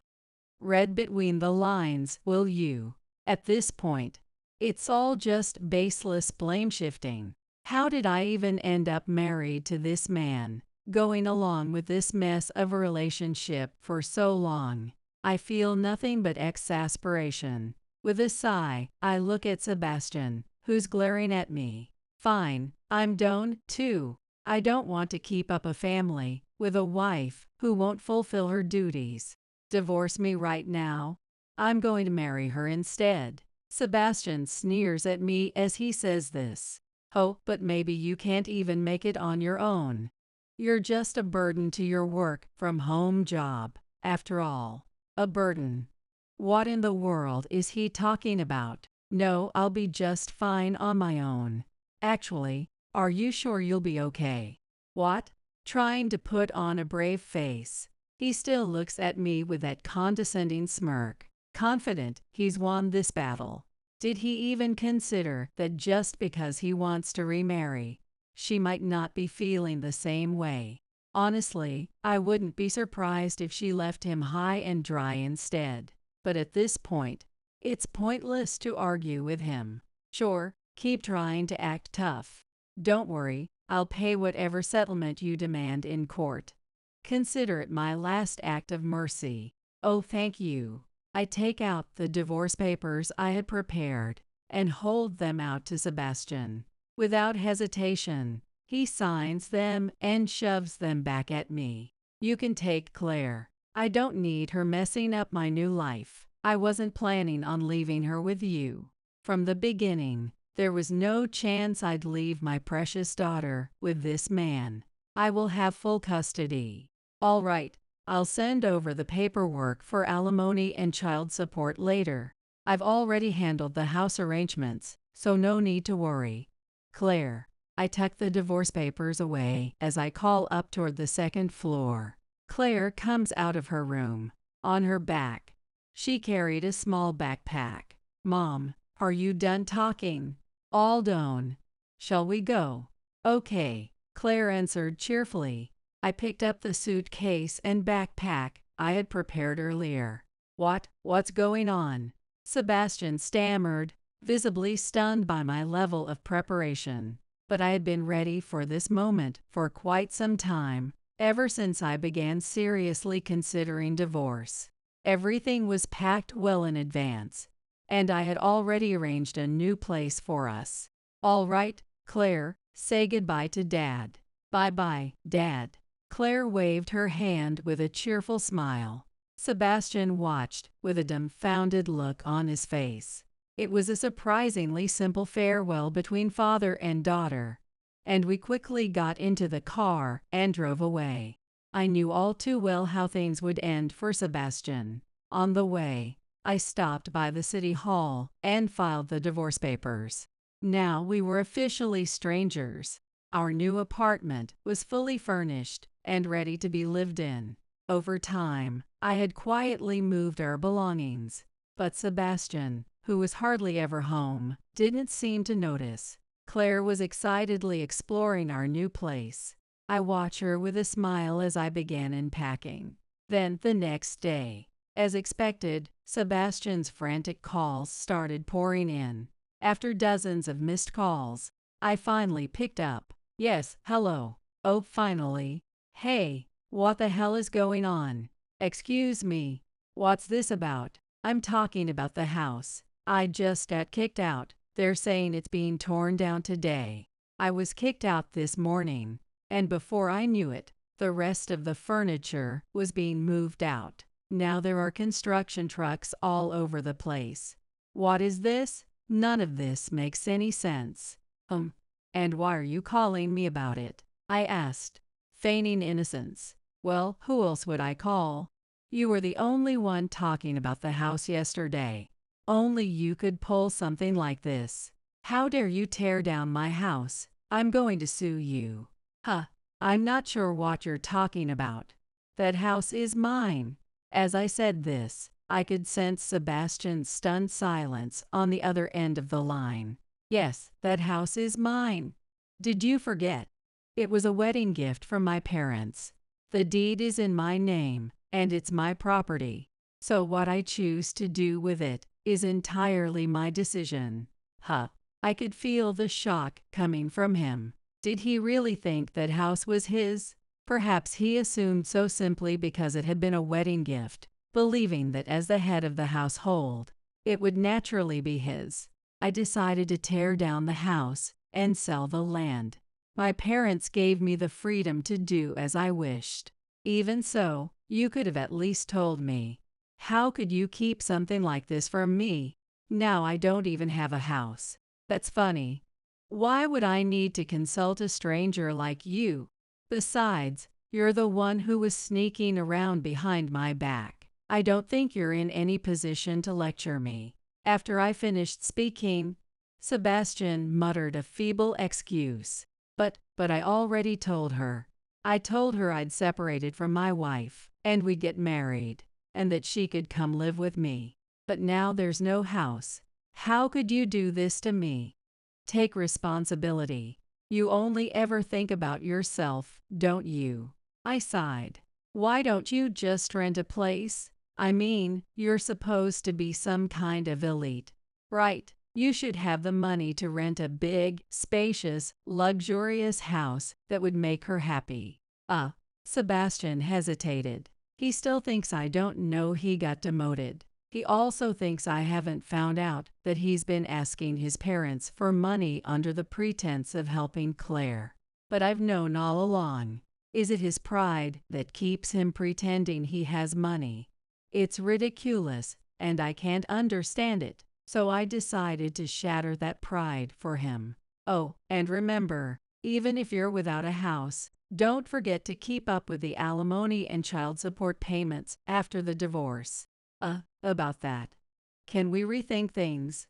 I mean, let's just say we both made mistakes this time, and call it even or something.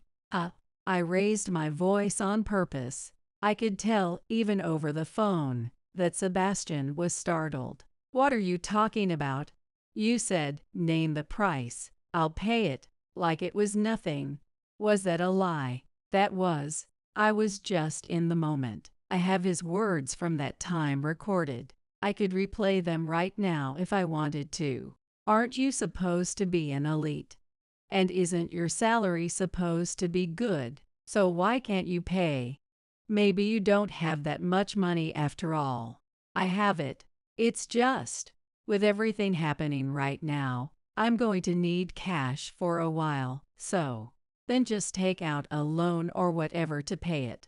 Or maybe you could borrow from Susan again. Although I doubt they'll lend you anything now. What? How do you know about that? Sebastian's reaction was obvious. I know you've been asking your parents for money, using Claire as an excuse.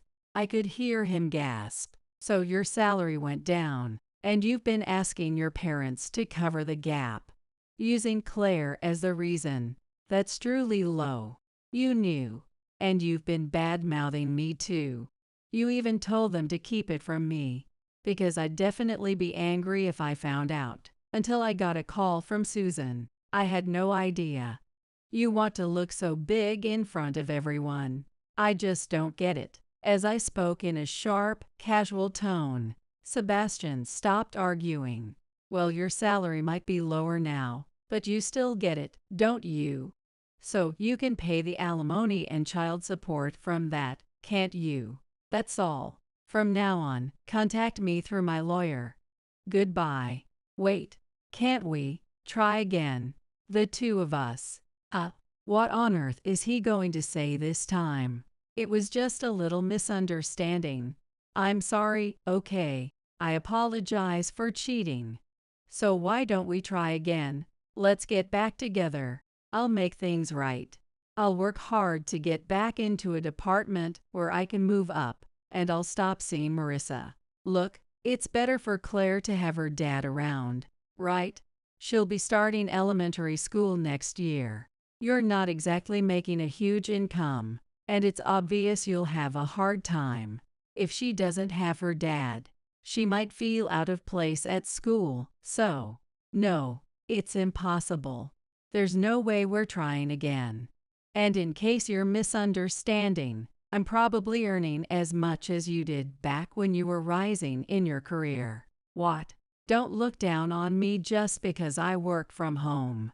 I'm fully qualified and work in a specialized field that isn't easily replaceable. So you don't need to worry about me. then you especially don't need compensation or child support from the divorce case. Drop it already. No, absolutely not. The divorce compensation is my right, and child support is Claire's right as our child. You will pay it, so just get ready for it. Goodbye, and this time, I mean it. Wait, please. Ignoring Sebastian, who was trying to say something, I hung up the phone. Then I blocked his number. Having finally said everything I needed to, I felt relieved. Oh right, I need to thank and update Nicole too. I sent a message to Nicole. She read it immediately and invited me to meet up at the same cafe we went to last time. I smiled and typed back, "Okay." After that, I officially requested Sebastian to pay the divorce compensation and child support in writing. With a lawyer involved, I made sure he promised to make the payments. Sebastian, having lost his home, tried to turn to his mistress, but she refused him. No wonder. I had also requested compensation from her due to the divorce. After I sent a certified letter to her parents' home, her parents read it, got furious, and even went to his office, creating a bit of a scene. As I heard from Nicole, apparently the mistress couldn't take it anymore, quit her job, and returned to her parents' house. As it turned out, her parents took over the divorce compensation and paid it all at once. The uproar at his workplace led to rumors about Sebastian, but he couldn't quit, having to keep working to pay for the divorce compensation and child support. As for housing, he seems to have ended up moving into an old company dorm. I also heard that his former parents-in-law disowned him. It wouldn't be an exaggeration to say that things look bleak for Sebastian now.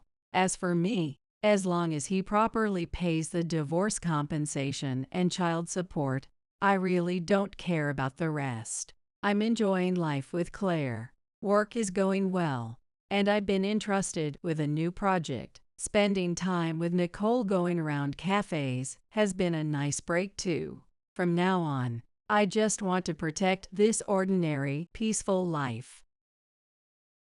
We're getting engaged, the young woman declares happily across the counter, her eyes sparkling with joy and excitement. This is a high-end jewelry store that specializes in precious stones and breathtaking designs. I work here as a sales associate, helping customers find the perfect piece to symbolize their love and commitment. And the man standing next to the woman who just announced their engagement is none other than my husband, Mick. When we first met, I was instantly drawn to Mick's bright smile and reliable demeanor.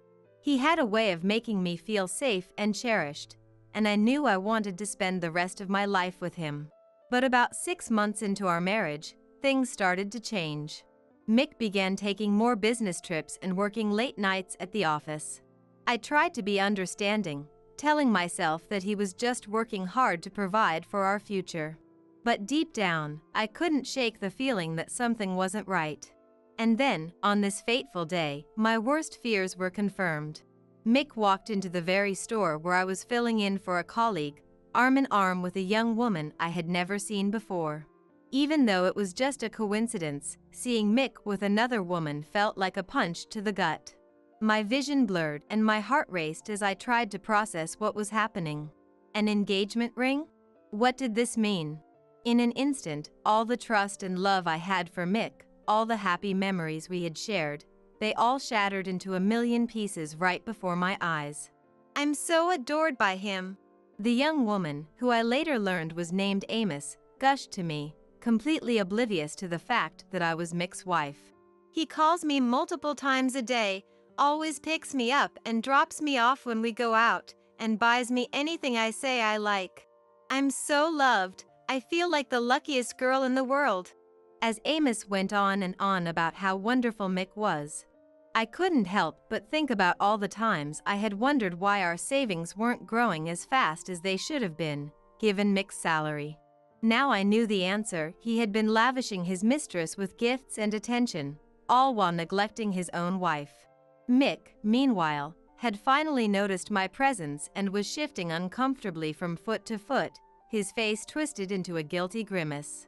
Fighting back the urge to scream or cry or both, I somehow managed to plaster on my best customer service smile and speak in an overly cheerful voice. "Is that so? Congratulations! If you're looking for a diamond engagement ring, we have some stunning new designs in this display case over here." Then, I turned to look directly at Mick, my gaze unwavering as I continued. "And for you, sir, I have a special recommendation." When Mick saw what I was holding out to him, the color drained from his face, and his mouth began to tremble. I felt a bitter laugh bubbling up inside me, so different from the fake smile I had been forcing. Because what I had thrust in front of Mick's face was a divorce certificate application, already signed by yours truly. "Just add your signature here, and our divorce will be finalized. Feel free to go and be happy with your little side piece." My name is Lena, and I'm a 29-year-old woman working at a well-known jewelry store. The store where I work carries a wide variety of accessories, and the interior is always clean, bright, and glittering with promise. Customers come in searching for the perfect piece adorned with rubies, sapphires, pearls, opals, and more, each one hoping to find something that will make them feel special and loved. Whether they're shopping for an anniversary gift or a little treat for themselves, everyone's face lights up when they see our beautiful selection. But the one thing that outshines everything else in the store? The diamonds, of course. Delicately cut and set into stunning rings, they sparkle and shine from their prime location in the center of the showroom, drawing every eye with their timeless beauty and elegance. And of course, most of the customers who come in to buy these stunning pieces are couples in love or newlyweds, their eyes shining with anticipation and joy. Watching these happy duos choose their perfect symbol of commitment, make their purchase, and walk out hand in hand, their faces glowing with excitement, it's impossible not to feel a swell of vicarious happiness. Selling sparkle and bliss, that's what this job is all about. And I take great pride in what I do. As for my own love life, well, I've always been so captivated by the allure of working in a jewelry store that romance has taken a bit of a back seat. Day after day, I'd watch the lovers and spouses who came into the shop, feeling pangs of longing. But the more I threw myself into my work, the less time I seemed to have for putting myself out there and finding my own special someone. My friend Vanessa, noticing my perpetually single status, decided to take matters into her own hands and set me up with a guy she knew. That guy turned out to be Mick, my future husband. Mick was 6 years older than me and worked in the sales department of an electronics company. I was immediately drawn to his outgoing nature, his way with words, and his perpetually sunny disposition. But he also had a serious side, really listening intently when it came to important matters. After just a few dates, I knew with absolute certainty that if I were to marry anyone, it would be him. I made the first move and confessed my feelings, and we started officially dating. About 6 months into our relationship, I brought up the topic of marriage. These days, there's no shame in a woman taking the lead when it comes to tying the knot. I confidently and assertively moved our marriage talks forward. At first, Mick said it was too soon. But as I passionately made my case for why getting married and starting a family sooner rather than later was the way to go, he came around to the idea. It probably helped that a lot of people in Mick's circle were getting hitched around that time too. Hearing everyone's stories made me realize I needed to really think seriously about marriage myself. And when I think about our future children, getting married to you now just makes the most sense, he told me. From there, things progressed smoothly, meeting each other's families, making preparations. I had lost my mother to illness when I was too young to remember her, and had been raised by a single father. So when I brought home my husband-to-be, my dad Danny was so overjoyed that he cried until his eyes were red and puffy. "Lena, you've been through so much, growing up without a mother. I was happy enough just seeing you land your dream job and work so hard. But now you've found yourself such a wonderful husband too. I'm so glad I was able to raise you to this point, he said, choking up. Mick and I comforted Danny together, vowing silently to give him even more peace of mind from here on out. Mick's parents were lovely people too, and I hit it off with them right away. My mother-in-law Juliet was so moved by the fact that I worked in a jewelry store. She asked me all about my job and the gems we sold, and I was more than happy to chat with her about it all. The conversation flowed effortlessly. Juliet listened with such empathy as I opened up about my upbringing too. I think I've gotten the hang of most household tasks, but it's probably just the bare minimum for my dad and I to get by. I'm a bit nervous that there might be a lot I'm lacking when it comes to supporting Mick, I confessed. Juliet just laughed. You've worked so hard to get to where you are. That's more than enough. And if there's ever anything you're unsure about, just ask me, she said. Throughout our engagement and into our married life, Juliet was always there for me, patiently teaching me the ins and outs of managing a household. When it came to cooking especially, I learned so much from her. How to make a flavorful broth, the best ways to store ingredients, the secrets to a hearty, comforting stew, tips for bringing out the savory goodness in a roasted turkey. And never once did Juliet look down on me or make me feel foolish for the things I didn't know. She always explained everything with such kindness and care. Before I knew it, I had grown to adore her, to trust her like the mother I'd never had. Mick's job in sales kept him busy, but he had a strict policy of not bringing work home.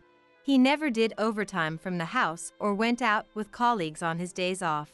Thanks to that, whenever Mick was home, he was able to devote his time and attention fully to me. Even after we got married, Mick and I remained as close as ever, chatting and laughing over meals, going on weekend drives and movie dates. He never once complained about my struggles with household chores. In fact, he would even praise the dishes I made while practicing Juliet's recipes. Of course, there were times when things got hectic at work and he'd have to stay late at the office or go on overnight business trips. But having watched my dad work tirelessly to raise me on his own, I actually found Mick's dedication to his job rather reassuring. As much as I missed him, I was more than happy to cheer him on. I had continued working after we married too, and there was something deeply fulfilling about being a couple who both took pride in our careers. It wasn't until about 6 months into our marriage that I started to feel the first stirrings of unease. Mick's job was as demanding as ever, but gradually, his business trips and late nights began to increase in frequency.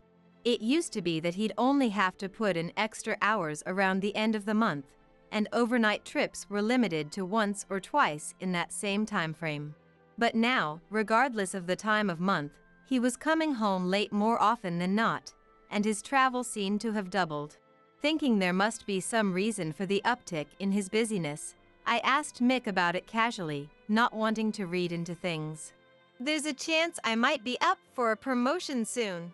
And if I want to make that happen, I need to be delivering bigger results than ever before.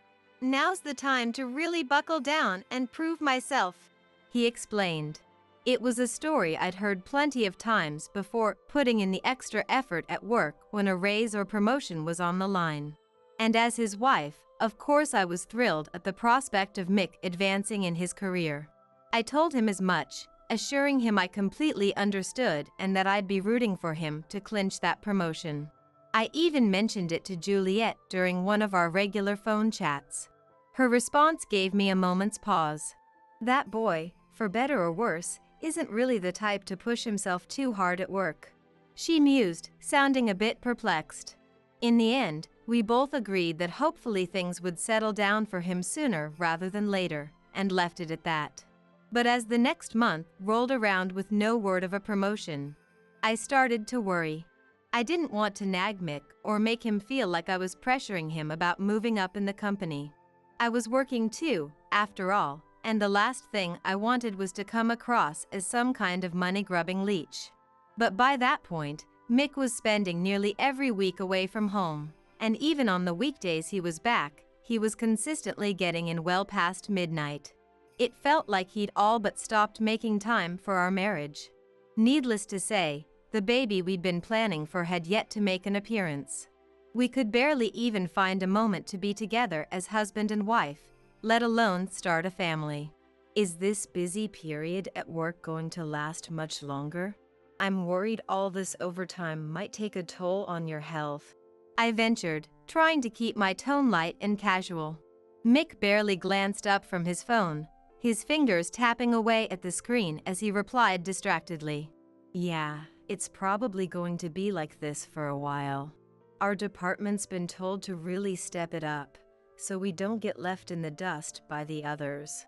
I watched him, waiting for more, but he just kept his eyes glued to that damn device. After a few minutes, he finally pocketed it and turned to me, his voice brusque and businesslike, as if our earlier conversation had never happened. By the way, I've got another business trip next week. I'll be gone, so just do whatever. Wait, another trip? Which days? I asked, trying to mask the sinking feeling in my gut.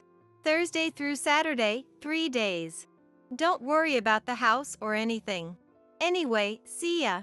And with that, Mick turned his back on me and walked out of the room, leaving me alone with my swirling thoughts.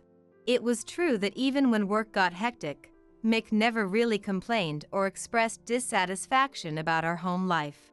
There was a stretch when I was so swamped at the store that I let the cleaning slide, but he didn't say a word about it. I used to think that was a sign of his kindness, his understanding. But now, I could see it for what it really was. Not love or compassion, but pure, simple neglect. Did I even matter to Mick at all anymore? How had we gotten to this point? And then there was the thing I hadn't managed to tell him before he walked away. My job required the occasional business trip too, rare as they were. The store I worked for was a nationwide chain, which meant that sometimes, I had to fill in at other locations when they were short-staffed. Usually, it was just the shops in our immediate area trading employees back and forth. But this time, they were in such a bind that I was being sent to a store nearly 2 hours away by car. And as luck would have it, my trip coincided exactly with the dates of Mick's upcoming travel. Given how little he seemed to care about our household these days, I doubted he'd have any objections to me being gone and unable to take care of things. But more than that, there was something about this particular set of trips that left me feeling uneasy. I picked up my phone and fired off a quick message to a certain someone. Their reply came through almost immediately, so I decided to follow up with a call. Then, the next week arrived. I saw Mick off as he left for his alleged business trip, and then promptly set out on my own journey. After a long couple of hours on the road, I was already tired by the time I pulled into the parking lot of my destination store. But work beckoned, so I steeled myself and headed inside. As soon as I entered, a woman caught my eye and waved me over. I waved back, a genuine smile breaking through my exhaustion as I hurried to join her. She worked at this particular branch. We'd actually started at the company around the same time and had gone through training together. Her name was Vanessa. When I found out I'd be traveling here, I'd reached out to see if we might be on the same shift. And on the very day Mick had informed me of his own upcoming trip, it was Vanessa I'd called up to discuss a hunch that had been nagging at the back of my mind. Vanessa wasn't just a colleague, she was a true confidant, the kind of irreplaceable best friend you could turn to for advice and heart-to-hearts about anything and everything. "Thank you so much for making the trip out here," she said, her warm smile radiating genuine affection. "Of course. I'm so happy we get to work together. Here's to the next 3 days." I grinned back, feeling a surge of gratitude for her steadfast presence in my life. With our little reunion complete, we both set about tackling our respective tasks for the day. Since we worked for the same brand, the day-to-day operations were pretty much identical from store to store. Whenever I hit a snag or had a question, Vanessa was right there to guide me through it, and I soon found myself settling into a comfortable rhythm. It was early afternoon when it happened.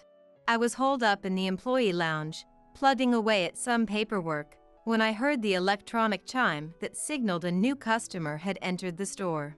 Out on the sales floor, I could hear Vanessa's muffled voice as she greeted the newcomer with a polite, "Welcome to our store, sir. How may I assist you today?" Call it force of habit, but I found myself rising from my chair and edging closer to the door, curious to catch a glimpse of our latest patron. As I peered out from my hidden vantage point, I felt the blood drain from my face, my breath catching in my throat. Because there, standing mere feet away from my unsuspecting best friend, was none other than my very own husband, Mick. What in the world was he doing here? It was the middle of the day, shouldn't he be at work? Unless, no. It couldn't be. There was no way his business trip just happened to coincide with my own in both timing and destination. And yet, the proof was right there in front of me, clear as day. The man standing in the middle of that showroom, looking entirely too casual and carefree to be on the clock, was undoubtedly my spouse. But if he wasn't here for work, then what exactly was he up to? I was just about to step out and confront him directly when the chime sounded again, heralding the arrival of another customer. A young woman, probably in her early 20s at most, came bounding into the store with a giddy smile, making a beeline straight for Mick. "Hey, no fair going in without me." The young woman, oblivious to Mick's frozen state, looped her arm through his, pressing herself against him with a familiarity that made my stomach churn. She chattered away, her words lost to me as I stood there, rooted to the spot, my mind reeling. What the hell was happening right now? Who was this girl, this brazen hussy, clinging to my husband like she owned him? Vanessa, my best friend, the one who had been there on my wedding day. There was no way she didn't recognize the man who had just walked into our store. The man who was supposed to be my loving, faithful partner. As if sensing my turmoil, Vanessa glanced back towards the employee lounge where I stood hidden, her eyes meeting mine with a look of profound understanding and sympathy. She gave me a subtle nod, a silent promise that she had my back, no matter what. I nodded in return, my heart hammering against my ribs as I braced myself for whatever fresh hell was about to unfold. Without missing a beat, Vanessa turned back to the oblivious couple, her customer service smile firmly in place as she addressed them in a voice that was just a touch too bright to be entirely natural. "Is there anything specific I can help you find today?" I pressed myself against the wall, straining to hear every word of the impending interaction, my breath coming in shallow gasps as I fought to maintain my composure. "We're looking for a diamond ring." The girl's high-pitched voice rang out, setting my teeth on edge with its grating sweetness. "Of course. We have some stunning new designs in this display case over here. Or if you prefer something more classic and understated, these styles are always very popular with our customers." Vanessa's tone was polite but distant as she walked them through their options, ever the consummate professional. "Is this for a special occasion?" she asked, her words carefully neutral.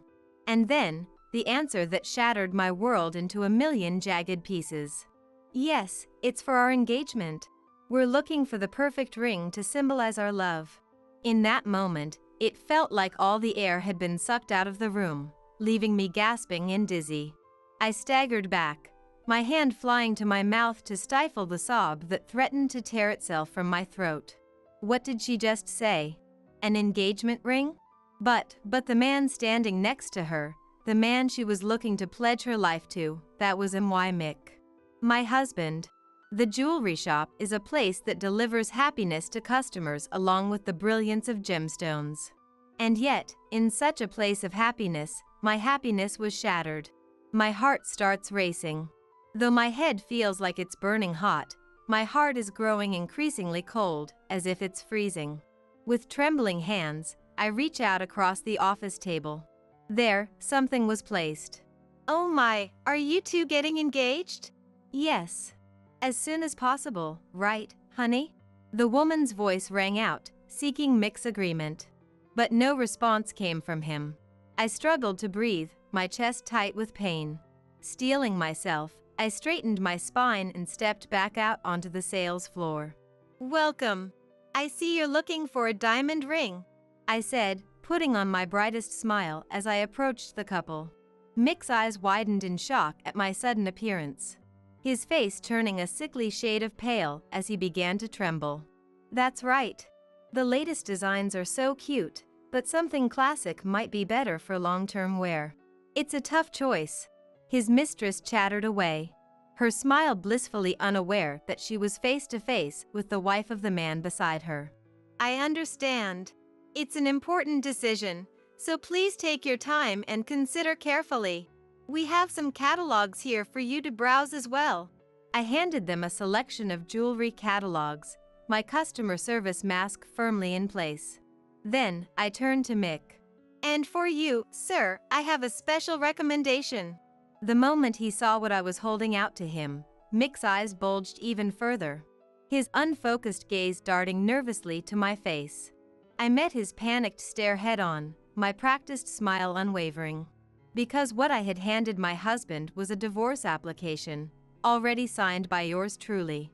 A while back, when Mick's overtime and business trips first started to increase, I had reached out to Juliet with my concerns. Not long after, Juliet happened to be grabbing a bite near Mick's office when she spotted him slipping off into the night with a young woman on his arm. Of course, she immediately reported back to me. It was a busy restaurant, so he might not have noticed me there. But because you had just mentioned your worries about him, I guess I was unconsciously on the lookout. That's the only reason I managed to catch him in the act. So Mick's affair had been blown wide open, at least to Juliet and myself. On top of that, as his promises of a promotion grew more and more vague while his absences from home only increased, I had hired a private investigator to look into his activities. Juliet's testimony was credible, but at the time, we didn't have concrete proof that Mick and this mystery woman were actually involved in anything untoward. The results of the PI's investigation came to light sooner than I expected. Probably because Mick's cheating was so blatant, so shameless, that it only took a professional a few days to uncover the truth. Nearly every day, Mick could be seen whining and dining with his mistress in the bustling entertainment district near his office, before sneaking off to a hotel. And at least once a week, they would spend the entire night together.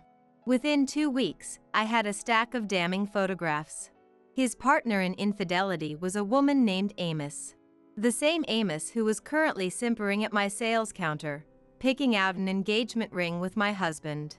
And at the very same time I had hired the PI, I was also confiding in Vanessa, my coworker who was out on the floor with the duplicitous couple at this very moment. I so badly wanted to believe in Mick, the man I loved with all my heart. Vanessa had initially been supportive of that desire, doing her best to soothe my worries. But everything changed when the results from the private investigator came in. I sobbed into the phone, shocked to my core, as Vanessa tried to comfort me even as she made no attempt to hide her fury towards Mick. Cheating on you with some mistress, that's the lowest of the low. And barely coming home anymore? It's like he doesn't care about you at all, Lena. I can't stand seeing you suffer like this. Thank you, Ness. Hey, in a situation like this, do you think it's better to just get a divorce? My heart felt like it was being ripped in two as I posed the question. Vanessa was silent for a moment before replying slowly. It's your life, your decision. I don't want to push you into anything. But if you're asking for my honest opinion, I think you should leave him, Lena. You're a gorgeous, talented, and amazing woman. You could find someone so much better in a heartbeat. You really think so? Thank you for listening, and for being there for me. Vanessa had reassured me then that we would get together soon for a long heart-to-heart. And as luck would have it, not long after, I was assigned to help out at her store for a few days. Since Mick never told me where his supposed business trips were taking him, running into him here had been a complete coincidence. But it seemed my best friend had been looking out for me, because somehow, she had gotten her hands on divorce papers. During our lunch break, Vanessa had handed me the documents with an apologetic smile. I'm so sorry for jumping the gun like this. I know getting divorced is a huge, scary step. It has to be your choice, Lena. I just wanted you to have these, in case you ever felt ready to use them. Even after learning of Mick's infidelity, I hadn't been able to bring myself to initiate a divorce. I had married him with such dreams of a perfect future together. Vanessa must have sensed my hesitation and taken it upon herself to get the paperwork in order, giving me the power to make the final call. I never would have guessed I'd be using those papers so soon. But seeing Mick with Amos, watching their betrayal play out right in front of me, it had crystallized my resolve. So while Vanessa kept the duplicitous pair distracted, I had hastily scrawled my signature on the divorce application and strode out to confront my cheating husband head-on. "What the hell is this?" Mick stammered, his face draining of color as he began to tremble. He was wearing a suit I had picked out for him, his hair styled to perfection. All for Amos. The sight of it made my skin crawl with revulsion. But I kept my customer service smile firmly in place as I addressed him. "Is there something about this particular item that interests you, sir? I'd be more than happy to discuss the details with you in private. Right this way, please." And with that, I ushered Mick and Amos into the back office. Mick was visibly uneasy, his head bowed and his steps heavy as he followed me. Amos, on the other hand, seemed blissfully unaware of the situation, her brow furrowed in confusion even as a smile played on her lips. I gestured for them to take a seat, then fixed Mick with a steely gaze. "Who is this woman? And what's this about an engagement ring? I've had my suspicions about your recent behavior, but I never thought I'd stumble upon such blatant evidence of your cheating. Well, this clinches it. I need you to sign these papers, Mick." I was no longer wearing the mask of a smiling saleswoman, but the face of a wife confronting her husband's infidelity. Mick shook his head vehemently, his lips trembling. "What the hell are you talking about? Divorce papers? I just happened to stop by this store for work. This woman is just a colleague here on business. Accusing me of cheating based on that? You're way out of line." His composure slipping, Mick tried to cover his tracks with angry bluster. "I'm not out of line at all. I have even more evidence of your affair with Amos." I started to retort, but Amos cut me off. "Wait, are you his wife? Oh my God, what a crazy coincidence. Wow, you look kind of old and tired, huh?" Amos flashed me a smug grin, clearly relishing the chance to throw me off balance as she prattled on. "I know this must sting, but we're seriously so in love. He calls and texts me constantly, always picks me up and drops me off when we go out, buys me anything I even hint at wanting. I'm totally spoiled rotten. He worships the ground I walk on." She gushed about how adored she was, her voice dripping with self-satisfaction. I could only glare at her in disgust and disbelief. Mick shifted uncomfortably, his expression strained. "You know how men only truly adore one woman in their whole life?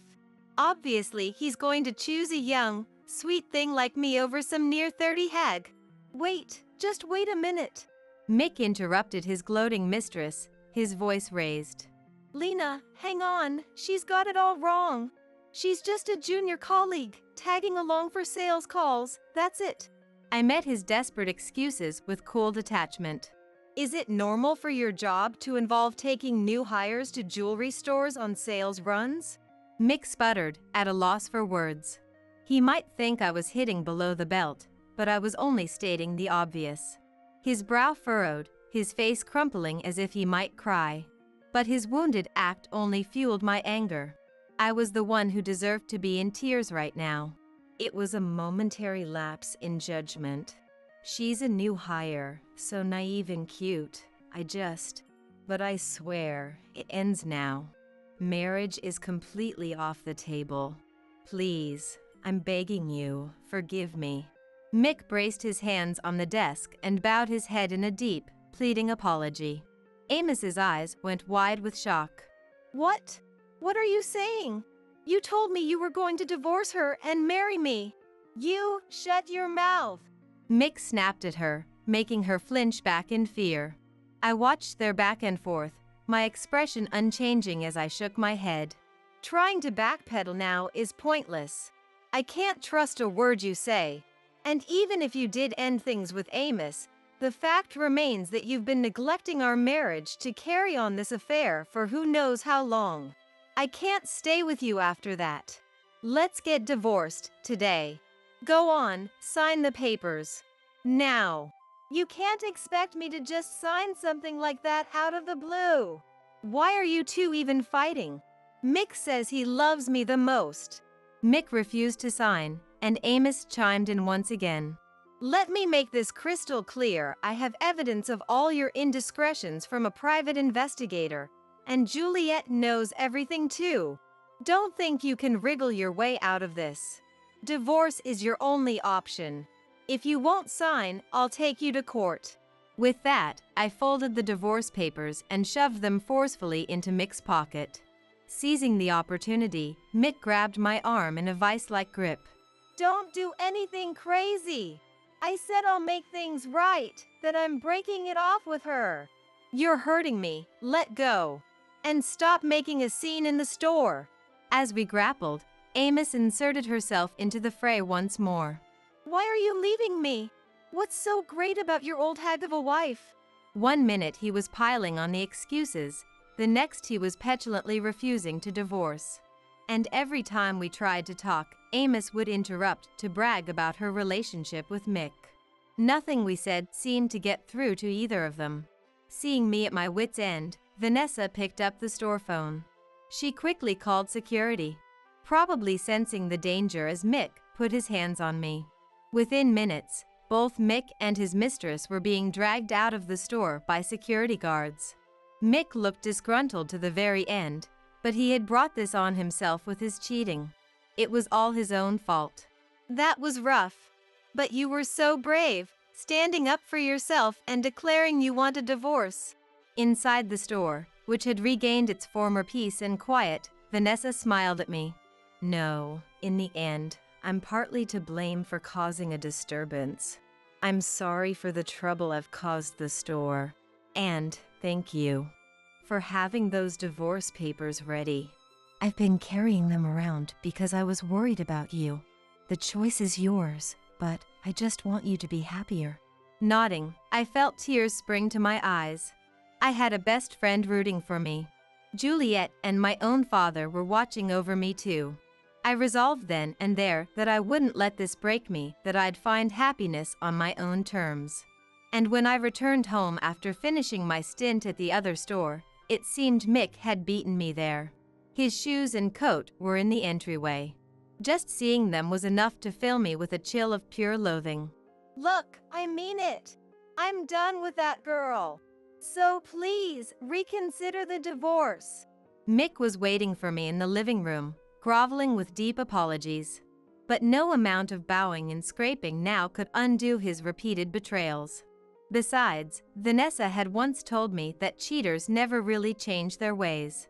Even if I called off the divorce because of his desperate pleas, who's to say he wouldn't do the same thing again down the line? I was done being deceived. All this time, you've been lying about work to go see Amos. I said it coldly, then retrieved the photos I'd gotten from the PI, laying them out in front of Mick. His face twisted with chagrin. After everything you've done, do you have any idea how much you've hurt me? I can't trust you anymore, Mick. I think it's time we went our separate ways. Then I asked Mick if he'd signed the divorce papers. Like a kid reluctantly showing a test he wanted to hide, he pulled out the documents with a crestfallen expression. There was his signature, plain as day. I signed, but are you really going to file them? I pasted on the customer service smile I'd perfected at work. Thank you for signing. I'll be packing my things and submitting these. Thanks for everything. Goodbye. Turning my back on Mick's devastated face, I took the signed divorce papers and faced forward. And true to my word, I packed up my belongings that very day, filed the papers, and went back to my childhood home. When he heard what had happened, Danny was furious and heartbroken. But he comforted me and welcomed me back with open arms. I'm so sorry about that no-good husband of yours. But Lena, you've worked so hard. I'm sure you'll find someone better. As long as you can grab hold of happiness in your own way, that's all that matters to me. With tears welling up at Danny's overwhelming love, I nodded. The divorce alone wasn't enough to quell the turmoil in my heart. So I dipped into my savings and consulted a lawyer who specialized in divorce cases, deciding to sue Mick and Amos for alimony. With the evidence from the PI, the process went smoothly. I was able to send each of them a certified letter demanding $50,000 in divorce settlements. Naturally, Mick called to protest over and over. But I stood firm, insisting that it was a legally binding claim and I had no intention of backing down. I would absolutely make them pay up. After that, I stayed with my dad for a while as I put in a transfer request at work. As soon as I had a position lined up at another store, I moved out on my own. Living alone, I slowly began to reclaim my peaceful life. Vanessa reached out soon after everything went down, checking in to see how I was doing. When I told her I'd gotten divorced, she sounded relieved and wished me all the success and happiness in the world. Well, fast forward 3 months. One night, as I got home from work, my cell phone suddenly rang. I checked the screen and saw Mick's name. What on earth could he want at this point? I stared at the screen for a while, debating whether to ignore the call. But when it just kept ringing and ringing, I finally gave in and answered. Hey, you have to do something. At this rate, I won't be able to keep my job. Hell, I won't even be able to survive.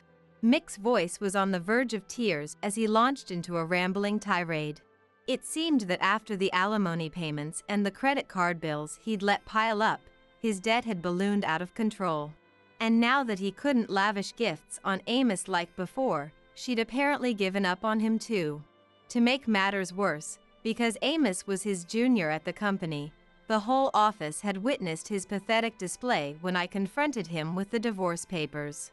And once Amos realized Mick was broke, she turned on him, spreading all kinds of rumors around work. Like I went on a sales call with him to learn the ropes and he forcibly dragged me to a hotel, or I heard he's been hitting on every new female hire he can get his hands on. Thanks to that, he was constantly getting dirty looks from his coworkers. Forget a promotion, he was about to be stripped of the accounts he'd been managing. It was no surprise Mick was strapped for cash. The truth was, even though Mick was just a regular salesman, I actually made more than him working at the jewelry store. After we got married, we split the living expenses 50-50ths. But big purchases like furniture or the cost of the wedding itself came out of my savings, or Danny would chip in because he wanted to support us. Still, if he'd budgeted carefully, Mick should have been able to build up some savings of his own. But he had a weakness for women and a spending problem, always buying Amos designer bags and jewelry on a whim. When that wasn't enough, he started supplementing with credit cards. But he couldn't keep up with the payments. Throw in the alimony from the divorce settlement, and his debt just kept growing. As for the nasty rumors, I felt a little bad, but there was no denying he had a thing for younger women. Thinking back, when we first met, I was the youngest one at the mixer that night. And I remember when a new batch of recruits joined the company, mostly young girls in the sales department, he mentioned it to me with a telltale slackness in his cheeks. My debt keeps piling up and I can't pay it off. Plus I've got creditors hounding me for the divorce settlement. At this rate, I'll be drowning in the stuff. Everyone at work knows about the affair and the promotion is off the table. I'm finished. And you're telling me this why, exactly? The alimony has already been decided, so you need to pay up, even if it's bit by bit. As for the rest, isn't it your own fault for chasing after young women even after you got married? I shut down Mick's blubbering firmly. Don't be so cold. We were husband and wife once. Help me out here. Lend me some cash, even a little, or introduce me to a new job, something please. I was so flabbergasted by his selfish, self-serving demands that I had to laugh. Where did he get off asking me for favors after everything he'd done? You mean the marriage you single-handedly destroyed? There's honestly nothing I can do for you, so you'll have to handle it yourself. With that, I ended the call. What the hell was that about? No matter what he said, I couldn't muster up an ounce of sympathy for Mick. Exhausted, I collapsed onto the bed and fell asleep before I knew it. A few weeks after that whole debacle, I was working at the store as usual when the door chimed open. I greeted the customer with my standard welcome, bowing my head. But the instant I looked up, I froze in shock. The person marching straight towards me with purposeful strides was none other than Amos, the woman I'd met once before. Her hair was beautifully styled, no doubt the result of expensive salon treatments. Her makeup was the trendy natural look that actually took a lot of effort to achieve. And if I looked closely, she might have had a bit of plastic surgery done. Slung brazenly over her shoulder was the latest bag from a famous designer brand. There was no way she could afford all that on an entry-level salary. I'd bet anything she was blowing the money and gifts she'd wheedled out of Mick on her appearance. The cloying scent of Amos's perfume wafted all the way to the counter. Her lips pressed into a thin line, she narrowed her eyes so viciously it ruined her youthful beauty, glaring at me with pure ugliness. Then she slammed her hand down on the counter and got right up in my face. Lena, how could you do this to me? My happiness is in shambles because of your selfish actions. I blinked hard, not understanding what she was talking about.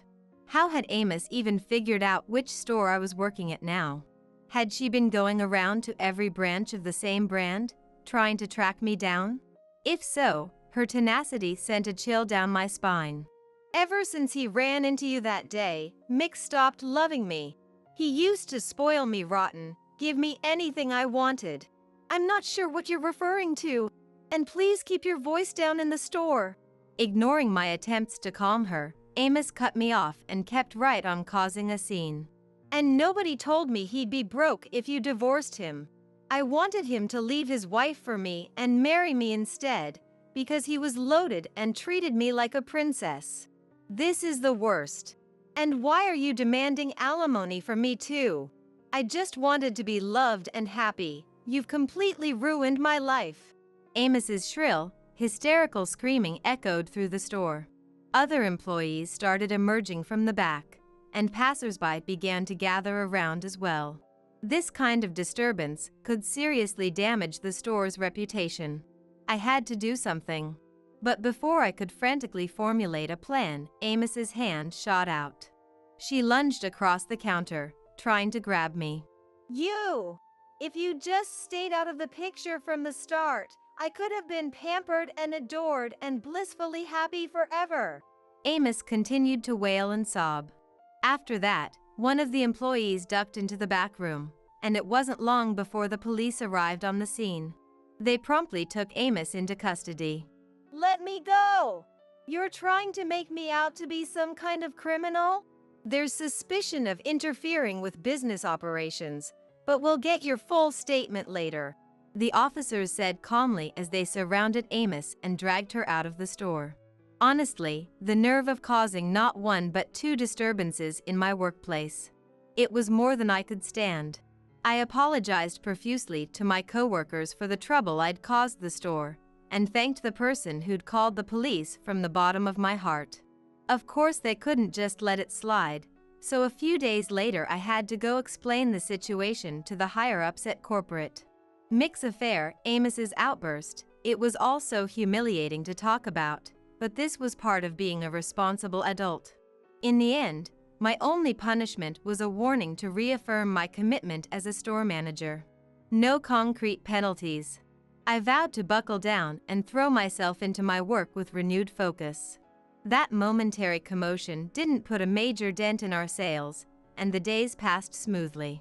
The store was filled with a rainbow of gems, as always: emeralds, topazes, rose quartz, garnets, and the customers who came to purchase them wore the same blissfully happy expressions as ever. It really drove home for me that a jewelry store should be a place of joy. As for Amos, who had caused such a scene, she was questioned by the police afterward. She managed to dodge the charges of interfering with business, but they ended up grilling her about the affair. Word got back to the company via the police that she'd been involved with Mick despite knowing he was married. And she'd tried to cover that up while spreading nasty rumors about him. Now it was her turn to be the office pariah. She was subjected to all kinds of bullying from older women with fearsome reputations, and the rest of her coworkers gave her the cold shoulder. The stress led to mistakes and subpar work. 2 months later, she more or less stopped coming in altogether. A quiet resignation of sorts. As for Mick, even though Amos came out of it worse, the fact remained that he'd cheated. He was still persona non grata at the office. But even with a pay cut, he had to keep earning somehow. So he clung desperately to his position. Then, a few months later, his ballooning debt had him backed into a corner. In a moment of weakness, or maybe temptation from the devil himself, he dipped into company funds. Of course it came out and caused a huge scandal. He was fired on the spot. He went running back to his parents in tears, but Juliet had already heard the whole story from me. She was livid. And of course his father wanted nothing to do with him either. They told him there was nothing left to say and cut him off without hesitation. We raised you better than to chase some young floozy when you had a good wife at home. You're no son of mine. Don't ever darken our door again. Juliet reportedly shouted that at him as she tossed him out the front door. I don't know what happened after that, but I never heard about him landing a new job at the same level as his old company. Last I heard, he was scraping by with part-time work while slowly paying off his debts and divorce settlement. But his own living expenses are more than he can handle. It's only a matter of time before it all comes crashing down. As for Juliet, who disowned Mick, she and I actually still keep in touch. Our bond is so strong now, we don't need him as a go-between anymore. I still drop by from time to time for cooking lessons. I'm single again these days, but it's fun to make myself tasty meals. And even more fun to share them with Juliet. Like a pair of gal pals with a bit of an age gap, she and I will keep on getting along famously. Thank you for your purchase. Wishing you every happiness. I called out to a customer with a beaming smile as I saw them off at the counter. Today, yet another starry-eyed couple had left with a diamond engagement ring. They looked so blissful walking out arm in arm, I couldn't help but grin myself. My own experiences aside, I never resent the lovebirds and spouses who come into the store. I always want to sincerely celebrate their desire to enshrine their precious feelings in a glittering gem, to carry that promise into their future together. And each time, I'm reminded that this job is my true calling. Now that I've built up a solid track record working in the store, I've been tapped to take on buying trips to Los Angeles and New York. The allure of jewels is endlessly deep, and I'm determined to pour myself into this work with pride from here on out. On my birthday, which was also our 15th wedding anniversary, my husband Robert came home with his mistress Kelly and their secret child Alice. I want to divorce you and live together with Kelly and Alice. I've already lived with you for 15 years, that's long enough. He declared, expressing his desire to cherish his mistress and their hidden daughter from now on. I was so shocked by this sudden turn of events that I couldn't gather my thoughts. Above all, I thought it was the worst that Robert didn't even seem the least bit remorseful about having an affair. The other woman was also brazenly fantasizing about living in this house as if it was her own.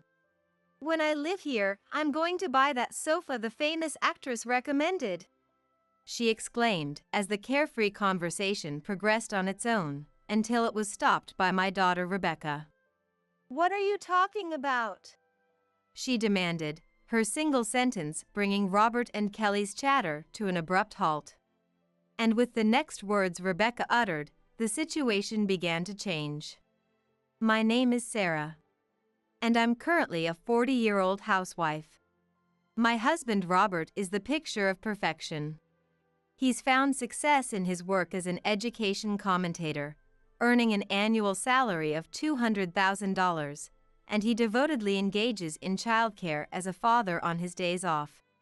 He always greets the neighbors, and whenever I go grocery shopping at the supermarket, people tell me how envious they are of me. The neighbors told me again today how jealous they are. Someone saw you cleaning up the signboard that blew over in the wind this morning and thanked you, saying it was a big help, I mentioned. Wow, someone saw me? Well, contributing to the community you live in is only natural. Robert takes the initiative in contributing to the local area, and no matter where you look, you can't find a single flaw in him. I felt blessed every day to be married to such a husband. And Rebecca has also inherited her father's intelligence. She receives daily tutoring from her dad and consistently ranks at the top of her class in her high-level high school. Apparently, her dream is to become a lawyer, so she makes it a daily habit to read the news and newspapers. If this news story went to trial, I wonder what kind of verdict would be handed down. She mused, pulling out a law book to investigate. You're amazing, doing this day after day. If it were me, I'd find the research too much work and put it off, I admitted. It is a lot of work, but I'm learning so much. Once I figure it out, I'll teach you too, Mom.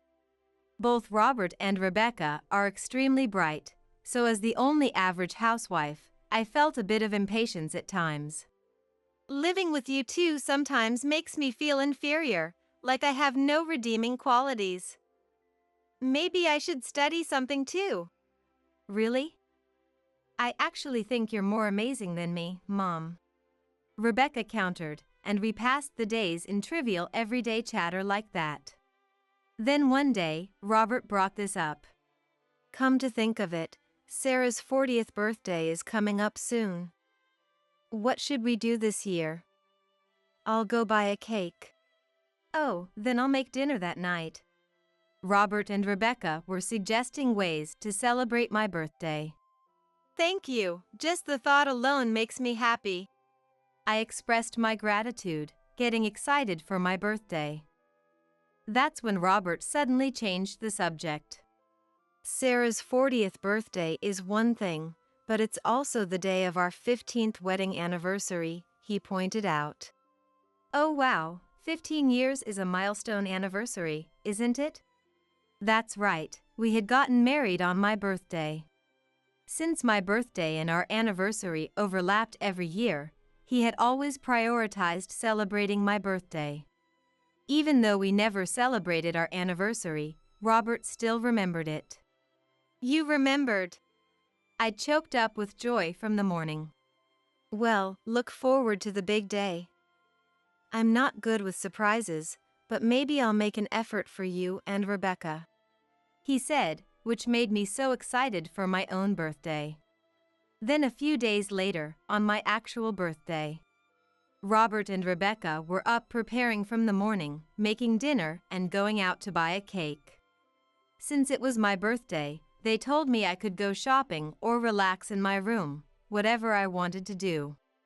It was a rare day where I didn't have to do housework, so I enjoyed shopping until the evening. When Robert arrived home, Rebecca had prepared an extravagant dinner. I bought a few pre-made dishes, but I worked hard on stuff like the potato salad. Oh, I don't mind at all. I'm just happy you've been preparing this since morning. By the way, where's your dad? I had thought Robert was helping Rebecca prepare everything, but he was nowhere to be seen. Oh, right after you left this morning, Dad went out to buy a cake. There are plenty of bakeries near our house.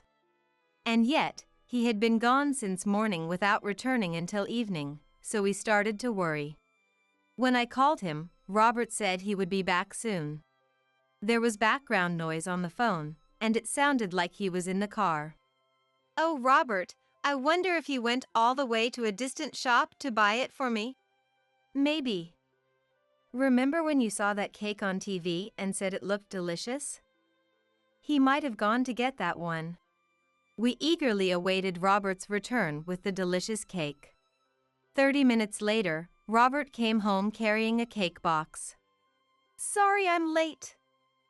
I bought Sarah's favorite cake, so put it in the fridge, okay? Now, let's eat the dinner Rebecca prepared first. Yay! I'm starving, let's dig in. Laughing at their exchange, I took the cake Robert handed me and carried it to the kitchen. Ha! Glancing at the cake box, I was surprised. The sticker on the box indicated it was from a shop just a 10-minute walk from our house. I felt a bit embarrassed, having assumed he had driven far in the morning just to buy a cake for me. The cake was likely just a side errand while he was out taking care of other things he wanted to get done on his day off. After finishing our meal and having some cake, Robert cleared his throat and said, "There's something I need to talk to you two about. Can you wait here a moment?" Sure. Rebecca and I exchanged glances, wondering what this could be about. Wait, maybe it's a surprise gift for your 15th wedding anniversary? When she said that, I thought she might be right. Rather than cake, he had probably gone out of his way to buy a present. Rebecca nudged my arm with a grin. I'm so jealous. What do you think the present will be? Knowing Dad, maybe a designer handbag or something? Rebecca and I waited for Robert with growing anticipation. Then 10 minutes later, Robert returned. As the living room door opened, the eager looks on my and Rebecca's faces changed in an instant. What? Behind Robert stood an unfamiliar woman and child. The woman looked to be in her 20s, wearing a miniskirt, and the elementary school-aged child had a flashy hairstyle. Their appearance was so different from our family that I felt a bit unnerved. Who are these people? When I asked, Robert revealed a shocking truth. Actually, this child is mine. What? Rebecca and I cried out in disbelief. We never imagined he would do something like this, so the shock was tremendous. As I stood there dumbfounded, Robert continued. Sarah and I have lived together for 15 years now. And Rebecca, you're in high school and almost an adult. You two are proper grown-ups now, right? Robert started creating a strangely sentimental atmosphere. Still unable to process the situation, my gaze darted back and forth between Robert and the woman half hidden behind him. But this child is still little and she hasn't been able to live together with us.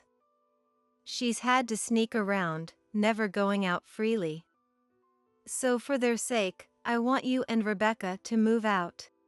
Robert was telling me and Rebecca to leave this precious home we had lived in for so long.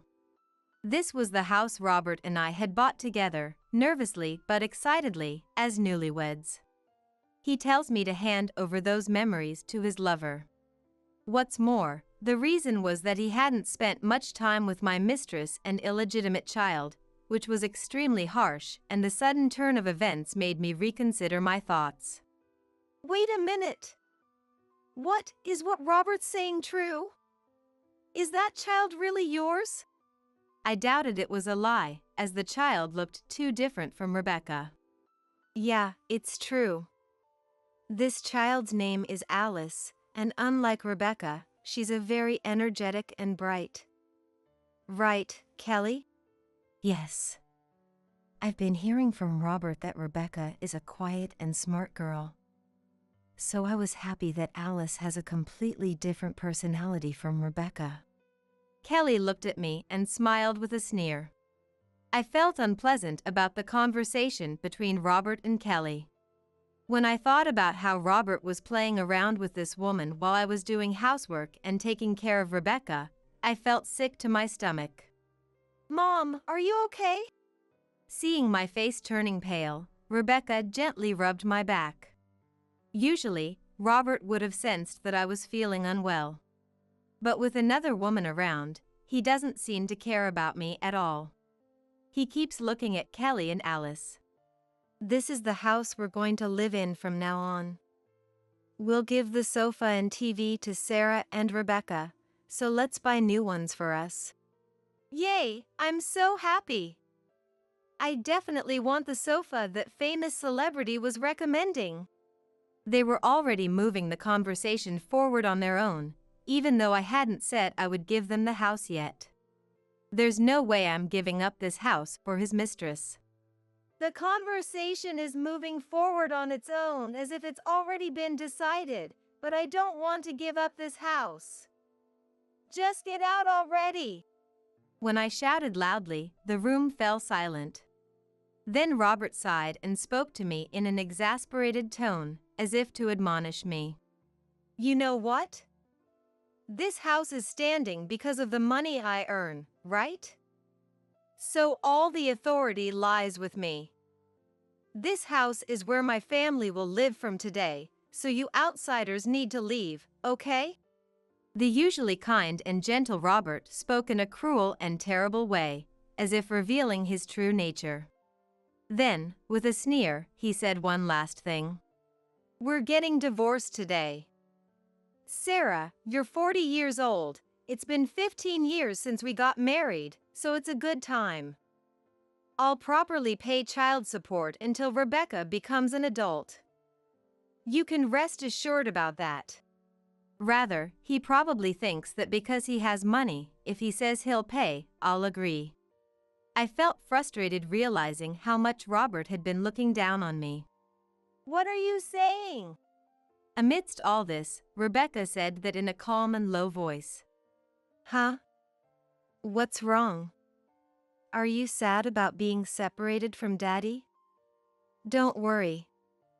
Daddy won't forget about you even if we're apart. That's not it. Dad, you can't divorce Mom, you know? At Rebecca's words, the room was in an uproar. Huh?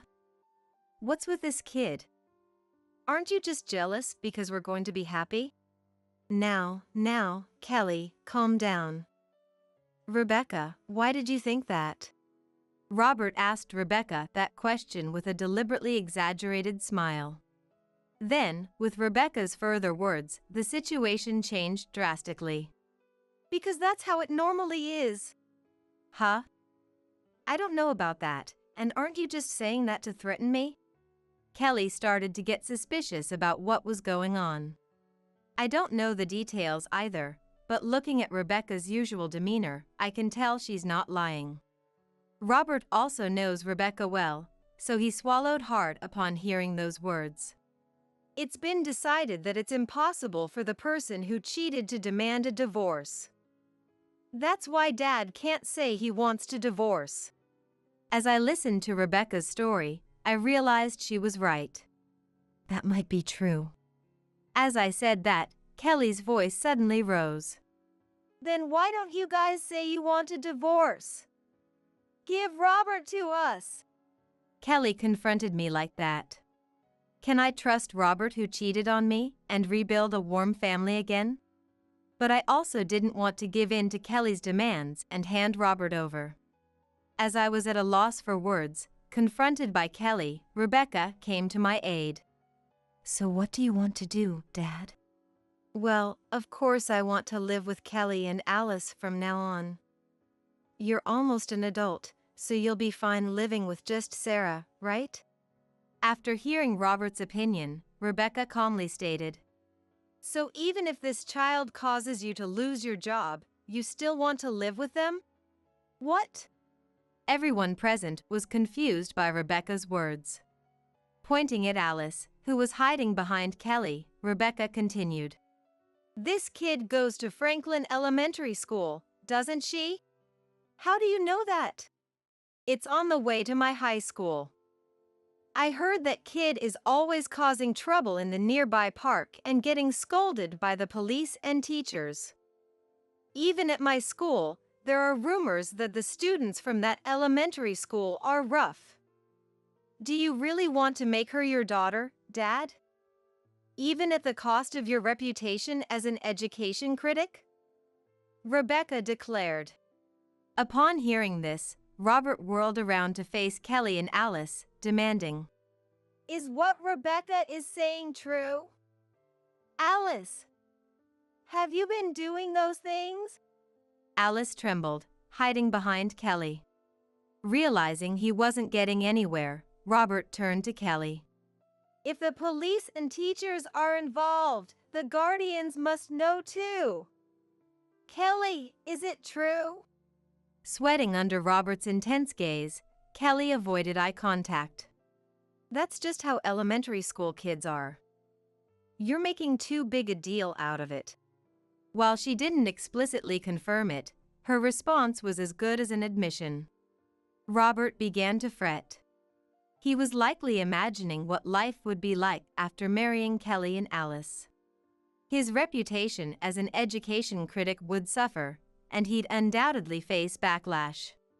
The once supremely confident Robert was gone. Distraught, he seemed to be feeling anxious about the future. No. Because of this kid, this is the worst. But Rebecca apparently still had more to say, relentlessly pressing on. And Mom, doesn't this woman's face look familiar? Huh? Kelly and I looked at each other, but nothing came to mind. Kelly also seemed clueless. A month ago, on the way back from shopping in town, there was a woman in a red dress. Ah, I remember. We bumped into a woman in a red dress and she yelled at us furiously even though it was both our faults. The cake we bought got smashed too. It was awful, but why bring that up now? When I asked, Rebecca smirked and pointed at Kelly.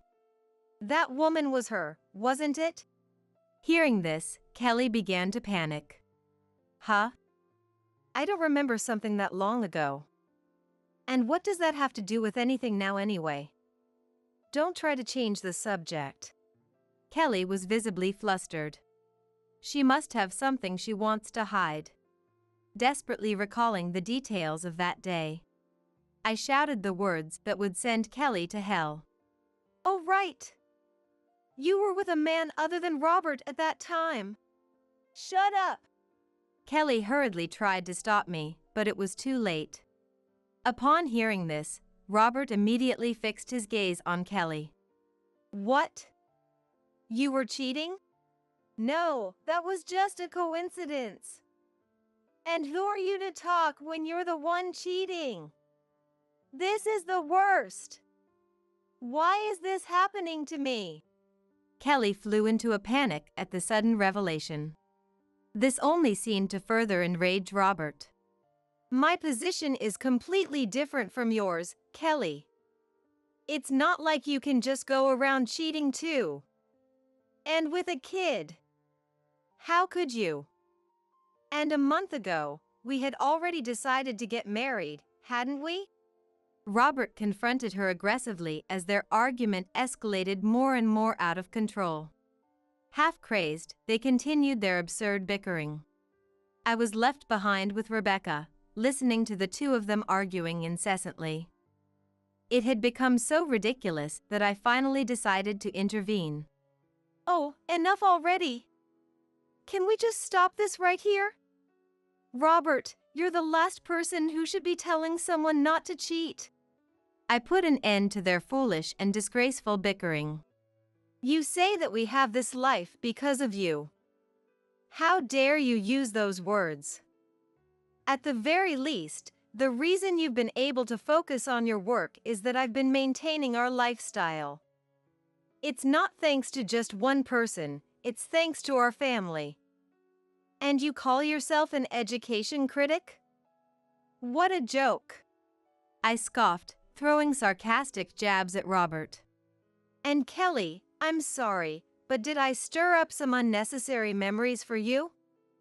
I'm sure this child isn't related to Robert by blood either.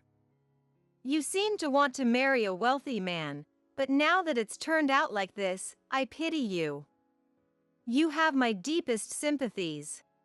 I mocked Kelly with a disparaging tone. The two of them were beside themselves, their plans having gone completely awry. Ugh! This is an absolute disaster. Everything is ruined. Kelly tugged at her hair, unable to hide her frustration, perhaps realizing that she wouldn't be able to marry Robert after all. What? This is the worst. I was going to marry you and provide for you, but forget it. Get out of here, now. Robert was just as agitated as Kelly, upset that things hadn't worked out for him either. You think I'd ever come back to a place like this? Alice! We're leaving! Kelly had shown up out of nowhere, demanding that I divorce Robert, but of course, it didn't go as smoothly as she'd hoped. To make matters worse, her own affair had been exposed. The moment things turned against her, she tried to run away. My birthday and our 15th wedding anniversary were coming to the most disastrous end imaginable. But I wasn't about to let it end like that. I lightly tapped Kelly on the shoulder as she attempted to flee, and said, What makes you think you can just leave? You were having an affair with a married man, so I'll be seeking compensation from you. What? That's impossible. I don't have that kind of money. Why don't you just get it from Robert? Kelly immediately turned around and refused, reacting strongly to the word compensation. Of course I'll be seeking compensation from Robert too. But you're not family, so the claims will be separate. It's such a shame you won't be able to get married, isn't it? I said, my voice dripping with sarcasm. Kelly clenched her fists tightly, trembling with frustration and resentment. If you try to run, I'll consult my lawyer and we'll take this to court. When Rebecca said that, Kelly begged for mercy, pleading with us to spare her from legal action. We confirmed where to send the future claims, and sent her home for the day. With only our family remaining, the house fell into a deep, uncomfortable silence. Robert stood there, head bowed, shaking. I let out a sigh and said, Rebecca and I will be staying at my parents' house for a while. Maybe it's time you learned how difficult it is to live on your own for once. It's a good opportunity for you to realize that our lifestyle isn't just thanks to you, Dad. After firmly stating this to Robert, Rebecca and I immediately began packing our bags. Wait, I'm sorry. I apologize for the affair. Just please, don't go to your parents. You're only apologizing because you're worried about appearances. Losing your wife and daughter would be pretty damaging to your career, wouldn't it? When I said that, he fell silent, unable to deny the truth of it. Well then, I won't come back until you've shown some real remorse. With that, Rebecca and I left. When we arrived at my parents' house and told them everything, they were shocked. They probably never imagined Robert could be that kind of person. But they believed me right away and welcomed us with open arms. Deep down, my parents must have suspected that there was something shady behind Robert's perfect image. It's been almost a month since we started living with my parents. I went back to our house once to pick up some belongings I'd left behind. The place was in a miserable state. Clothes were strewn all over the place, the mail had piled up, and it seemed Robert had been living on nothing but instant meals. Ignoring the state of the room, I gathered only the necessities and left. As I was locking the front door, I ran into one of our neighbors who hurried over to me. I thought they were coming to express concern about Robert, but that wasn't the case at all. They looked at me with sympathetic eyes, as if to say, "You finally managed to get away from Robert." Apparently, Robert's recent behavior had made it immediately clear that I had left him. It seems that Robert, who used to say he would do anything for the community, like pulling weeds on the road, has suddenly turned cold. And for good reason. It was actually me who fixed the sign that had been blown away by the wind, not Robert. Robert had only found the blown-away sign and ordered me to fix it, saying it was in the way of his commute and an eyesore.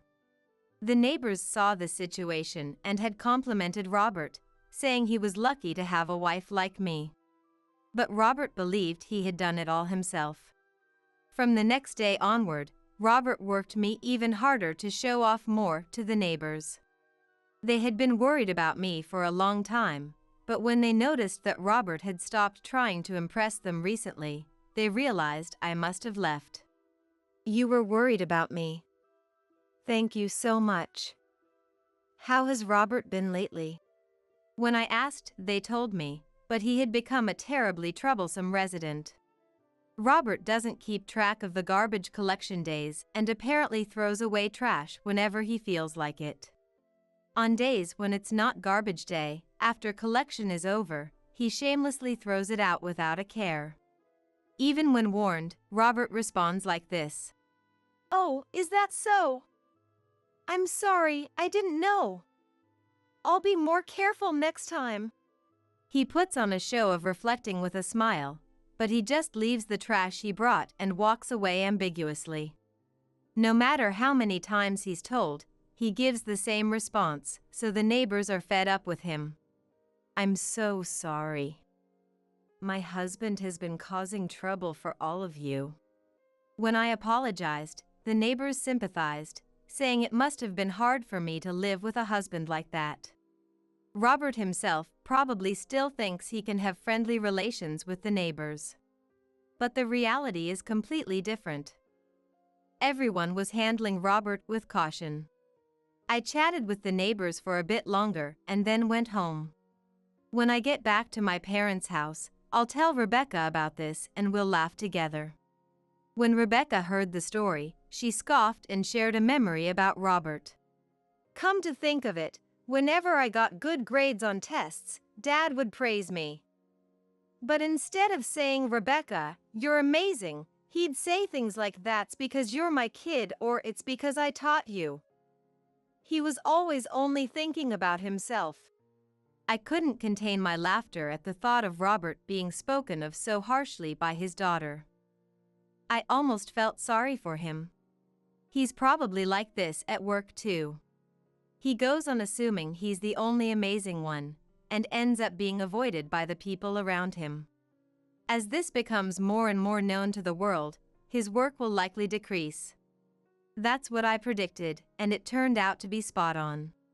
Robert couldn't handle living alone, so he called other women to the house and had them do housework. He says things to make them happy, like wanting them to be his wife, but in reality, they're just convenient housekeepers. The women called to the house couldn't stand that lifestyle, so they leaked to the tabloids that the education critic who has been getting a lot of attention on TV and in magazines lately actually has a sloppy private life. The article spread in an instant, dealing a huge blow to Robert. He had been careful not to let it slip that he might be getting divorced or that he was having an affair in order to maintain his public image, but a small error in judgment exposed it to the world. His work decreased dramatically in no time. On top of that, people who had worked with Robert in the past started saying that he was actually an arrogant person behind the scenes. If it had been just one person, he could have said it was a baseless lie, but as that person's statement was released, more and more testimonies gathered, and it reached a point where he couldn't make excuses. Robert was completely ostracized from the industry.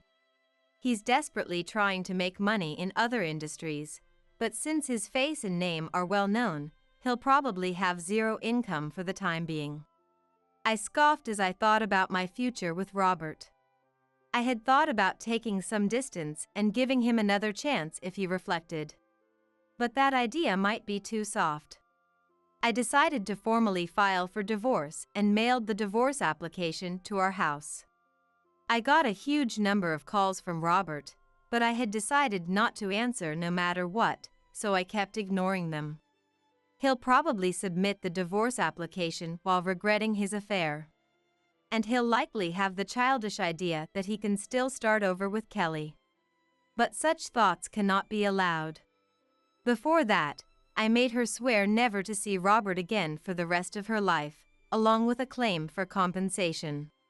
Kelly will definitely keep that promise. A few days ago, Rebecca and I went to Kelly's house. Kelly was living with her parents, so we told them everything too. Kelly's parents apologized to us profusely. They wrote a sworn statement that they would never let her see him again. In fact, I got a call from Kelly's parents saying that Robert had come to visit, but of course they sent him away without letting him see her. Kelly will probably live under the strict supervision of her parents from now on.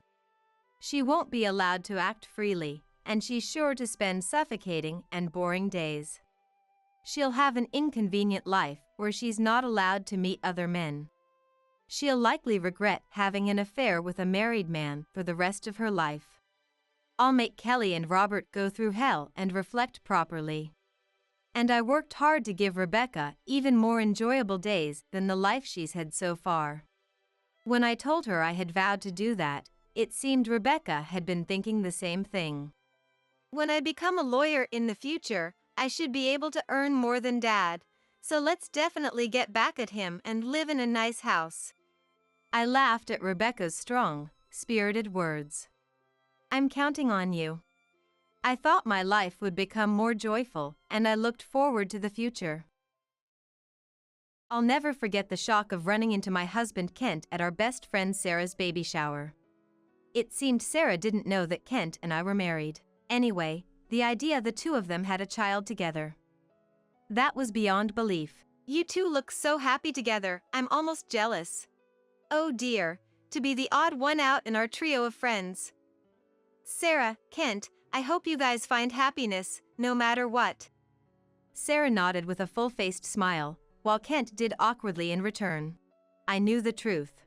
I knew Kent was the kind of man who'd say, "Pregnancy is not an illness, so don't be lazy." He wouldn't lift a finger to help a pregnant woman. To think he'd cheat on his wife, with our close friend no less, was beyond comprehension. Asking for forgiveness? That was out of the question. I decided it was time for him to lose everything. My name is Lucy. I'm a hairdresser in a small town. This is where I was born and raised. It's not as flashy as the city, but it's a comfortable place to live. The sense of community here is just right, making it a great place to call home. Kent and I were high school classmates. Back then, our friends Sarah and us were known as the inseparable trio, always together. Especially Kent and I were the class's official couple. Whenever someone asked, "Where's Kent right now?" I could answer precisely, often teased, "You're going to make a great wife someday." The third member of our trio, Sarah, was always plugged into her earphones, listening to British music or the radio, dreaming of England. She was one of the top students in our class. Sarah achieved her dream, attending university in England, and after graduating, we only exchanged messages a few times a year. After graduation, I went to vocational school and became a hairdresser. Since my family owned a beauty salon, I started working there. As for Kent, he joined his family's business after attending a local university. That company sold beauty products like shampoo. Interestingly, the company was a business partner of my family's salon. The connection was another reason our relationship was often the subject of playful comments. Kent was reserved, not much of a talker, the opposite of talkative me. Yet strangely, we got along well, and our relationship from high school led to a marriage without a formal proposal. We bought a house in the city, started a new life in a spacious home. Sometime after our marriage, I became pregnant. Overjoyed to be carrying Kent's child, I happily shared the news that night. Kent, guess what? I'm pregnant. I was eagerly waiting for his joyous reaction, but what I got was anything but enthusiastic. "Oh, is that so? Aren't you happy?" Silently, he started fiddling with his mobile phone, searching for due dates and birth stories. The baby will be here next year. Make sure you wrap up your work by then. Is that all you have to say? What else is there to say? I guess nothing. I was honestly disappointed with his attitude, but soon, I found myself in a situation that left no room for such concerns. My first pregnancy was tougher than I had imagined. I used to work full-time, but sudden bouts of illness and doctor's appointments often made it difficult. Reluctantly, I decided to take maternity leave earlier than usual and focus on my health. However, Kent was unsympathetic to my condition. He searched the standard duration of maternity leave on his mobile phone and confronted me with it. Aren't you taking off too early? Our income will soon decrease. My job is physically demanding, and everyone's health conditions are different. Besides, my mom said she'd handle the salon while I'm away. Pregnancy isn't an illness, so don't be coddled. If you're like this, our child won't amount to much. He would even say such things, even though it's his child too. If it's my child, it has to be excellent. You need to make an effort too. If you become a lazy housewife, I'll divorce you right away. You've been slacking off with the housework, haven't you? The meals are sloppy, and the house is a mess. I just can't manage it all right now. I have a limited diet. Can't you at least prepare your own meals? In fact, he was completely reliant on me for household chores. Growing up in a family business, I was accustomed to housework from a young age. Whereas, it seemed he never had to lift a finger at home, thanks to his mother being so diligent. Men in our family don't do housework. It was his mother Catherine's mantra, suggesting a belief that it was a woman's role. While I admired her dedication to household chores, it resulted in Kent being clueless about even basic tasks like laundry. That was a source of quiet frustration for me. As I was pondering how to discuss this with Kent, I suddenly needed to use the restroom. Those who've been pregnant might understand, but at that time, I needed to go quite often. Sorry, I need to use the restroom. Again? Aren't you getting a bit old for this? When the belly grows, bathroom breaks become more frequent. How disgraceful. You're always complaining about your health lately. It's like living with an old woman. He then started a long rant about his grievances. But I was desperate to use the restroom. And frankly, I was uncomfortable with his incessant complaints and old woman comparisons, and just wanted to leave. When he finally took a breath, I need to use the restroom, I managed to say. But he snapped, I'm not done talking yet. Somehow, I endured his lengthy tirade and rushed to the restroom at the last possible moment. How uncool. Behind me, his voice could be heard muttering. Initially, his calm and unflappable demeanor was what attracted me to him. However, since finding out about the pregnancy, it feels like everything is backfiring. Moreover, he compares me to various people he reads about online. That celebrity was back to work right after giving birth, and her figure was perfect too. You'll be the same, right? I don't know. Don't compare me to such incredible people so casually. You're both human, just give it a try. Don't disappoint me too much. Apparently, his expectations were ridiculously high. Besides, his information came from the internet, but he naively believed dubious facts. Every time we met, it led to such conversations, creating a tense atmosphere between us. Around the same time our baby was conceived, he started spending less time at home. Our arguments like the ones I just mentioned were one reason, but he also began going out at night or on weekends, claiming it was for work. That was not something we had seen in our life together before. He was the exact opposite of the increasingly popular image of a cooperative, involved father. One night, when he came home late, I decided to confront him. You've been busy with work lately, haven't you?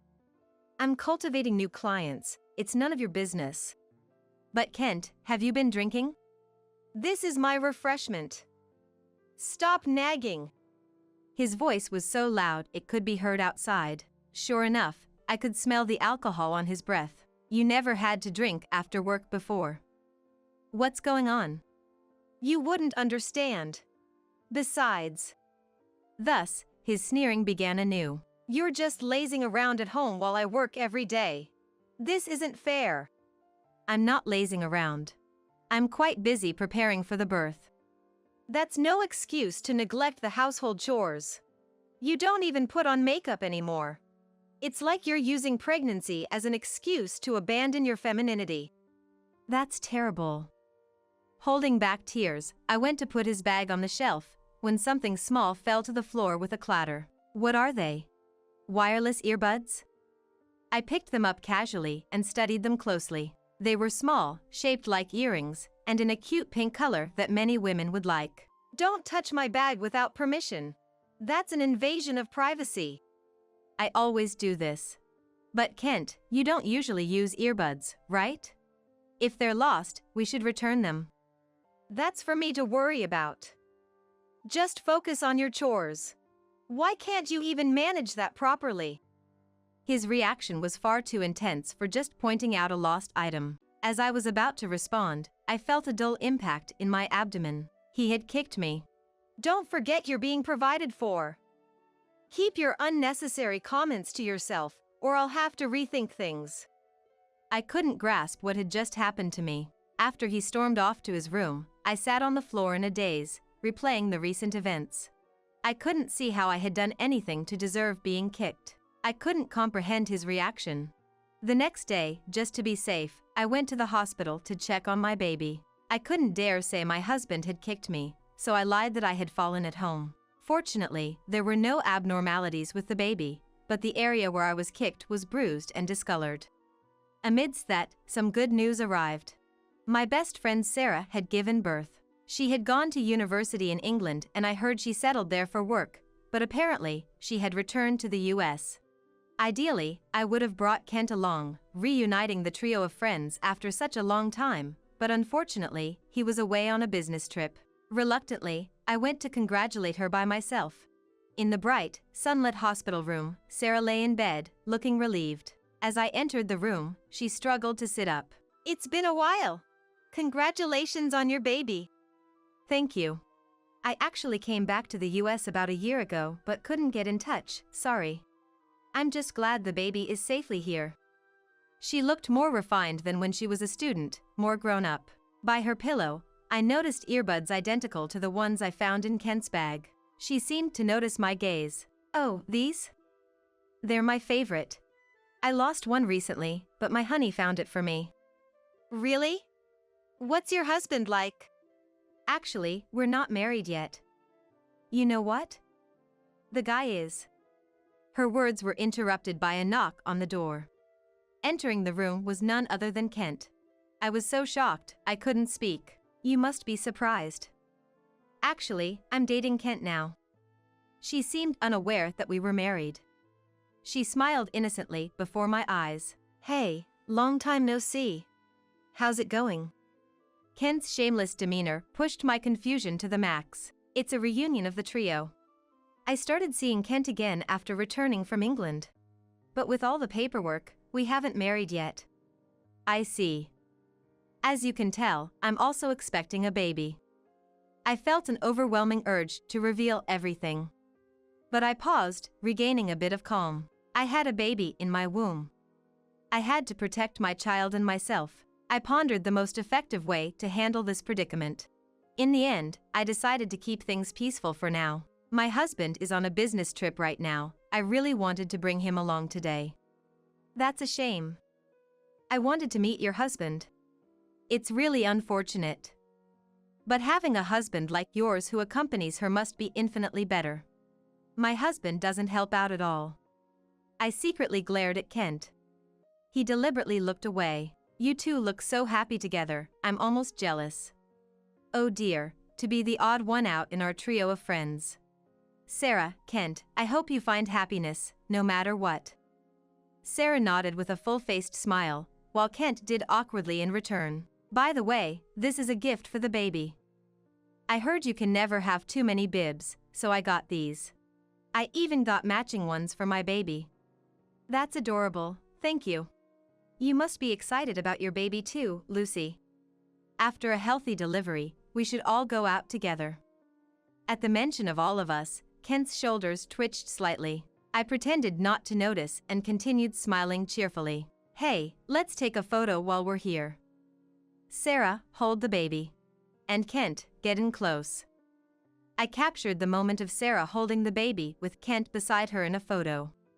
With a forced smile plastered on my face, I left the hospital room. Before I realized it, I was breathing heavily, my shoulders heaving. From beyond the door, I could hear Sarah's excited voice and Kent's low murmurs. Upon leaving the hospital, I hurried home. I opened my mobile phone and immediately contacted a real estate agent. Yes, I know it's sudden, but I want to sell my house. Yes, right away is fine. I want to complete the process quickly. Could you also refer me to a moving company? I made arrangements to sell the house and contracted a moving company that the real estate agent recommended. Next, I called my in-laws. Catherine? Due to some urgent matters with Kent, I'll be sending over some belongings. Don't be alarmed by the amount. Right, I had decided to erase the house I lived in, as if it never existed. Kent said he would be away on a business trip until the next day. He's probably planning to stay somewhere tonight. While part of me wanted to send the belongings directly to Catherine's house without warning, she wasn't to blame. At least I informed her. After finishing these tasks, I noticed incoming calls from Kent.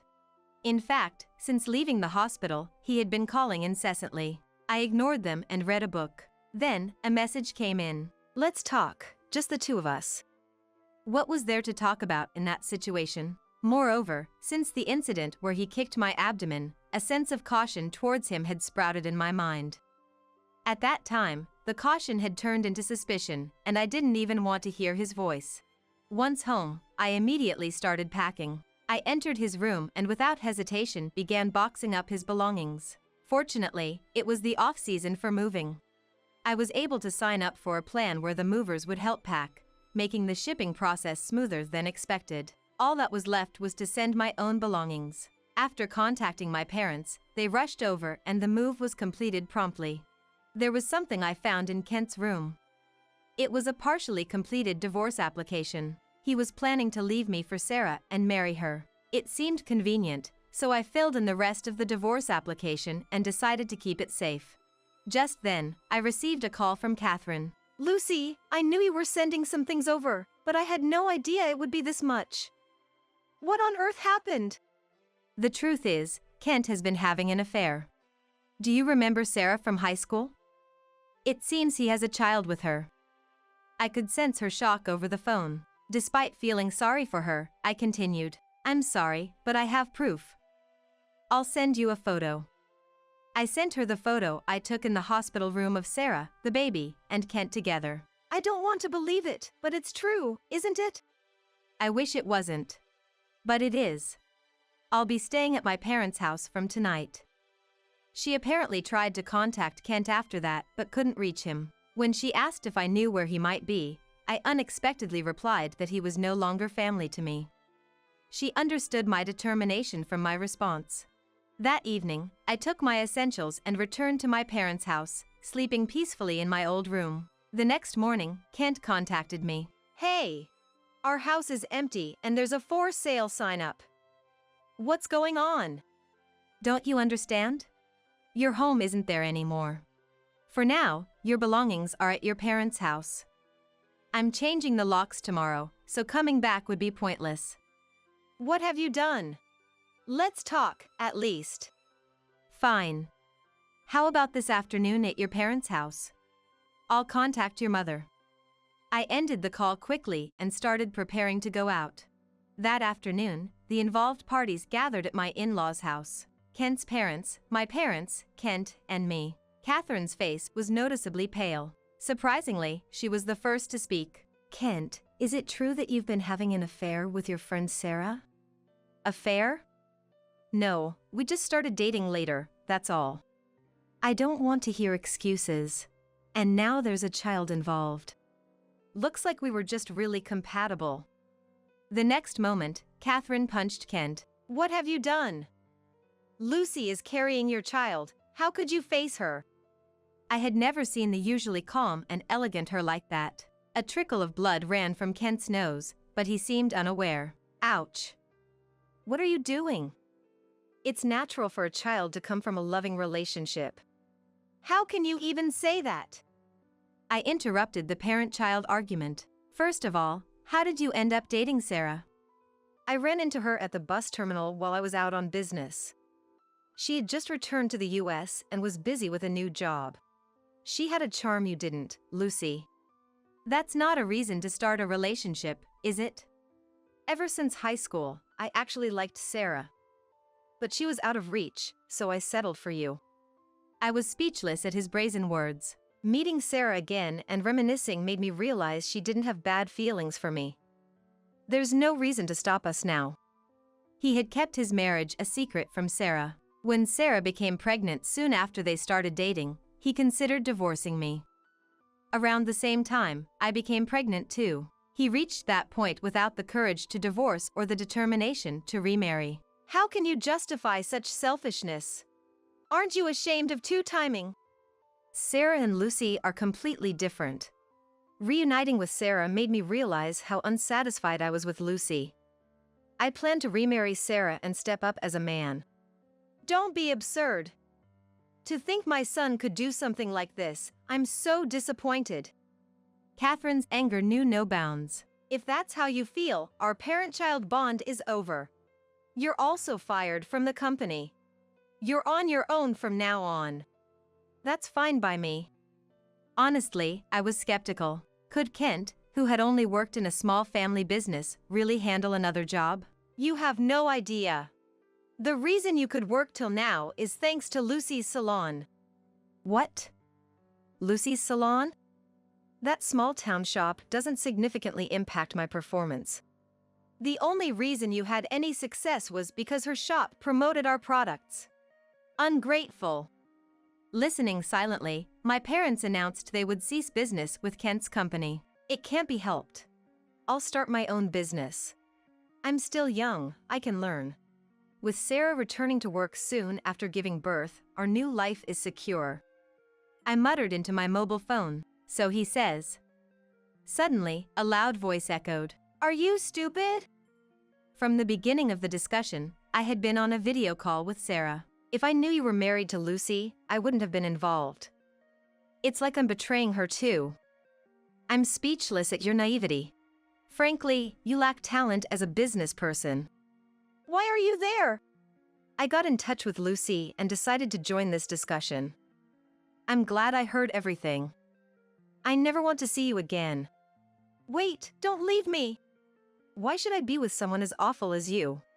I'll raise the baby alone, just don't show your face. Of course, I will expect child support. Realizing remarriage was off the table, Kent suddenly turned to me, almost pleading. Lucy, I was wrong. Let's forget everything and raise our child together. Continue this marriage with such a despicable man? No way. I can't forget the terrible things you've done. The shock of seeing he appear in Sarah's hospital room was fresh in my mind. Don't spoil the mood. Isn't your kindness your best quality? Unable to give up, he was staring intently at me. His mouth agape, his nose bloodied and clotted, he was a picture of disgrace. I shook my head slowly. Just because things didn't work out with Sarah, you think you can come back to me? That's too convenient. But what about you? You'll struggle too, won't you? How do you plan to raise the child? I have skills, and I'm much better off without a husband like you. I'm not foolish enough to cling to a foolish man. My parents had discussed it with me on the previous day, and they assured me of their full support. Being in customer service, they have good contacts with reputable law firms. I presented the divorce application I had found in his drawer. As you can see, the divorce application is all set. All that's left is to file it. Let's quickly settle the compensation and child support. Wait, I have to pay both Sarah and you. Of course. I am your wife, after all. But don't think I'll overlook any negligence towards Sarah's situation either. I have a lawyer ready. He was at his wit's end. At that moment, I felt an unprecedented pain in my abdomen. Oh my, it hurts. My labor had started right at that moment. The discussion was obviously adjourned, and I was rushed to the local hospital by my parents. From there, everything happened so quickly. Exhausted from the stress of the discussion and the labor, I fell into a deep sleep in the hospital bed. Even when the nurses woke me up occasionally, I barely opened my eyes. After being discharged and returning home with my baby, I asked my parents about the current situation. My mother, as a hairdresser, had subtly spread rumors about Kent among her clients. Our customers are mostly housewives. A word or two from her was exaggerated and spread quickly throughout the town. On the other hand, Kent tried to start an internet sales company, something he was always interested in. He seemed to have underestimated personal connections, seeking solace in the internet. However, his capabilities did not match the power of word of mouth. The rumors prevented him from finding a bank to finance his business, and it failed to take off. He tasted the bitter consequences of underestimating the local community network he had belittled. There was another thing that damaged him. The video call with Sarah. She had used another camera to record the entire discussion. She edited Kent's selfish behavior into a short video and spread it among our high school classmates. As a result, he lost all his friends, and those who might have helped him also turned away.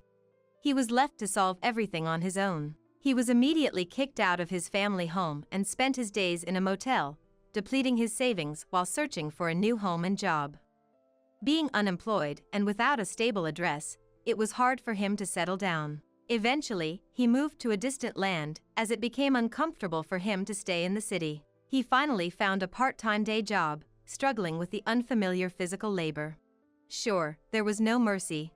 I warned him that if he ever missed a child support payment, I would sue him for assault for kicking me in the stomach.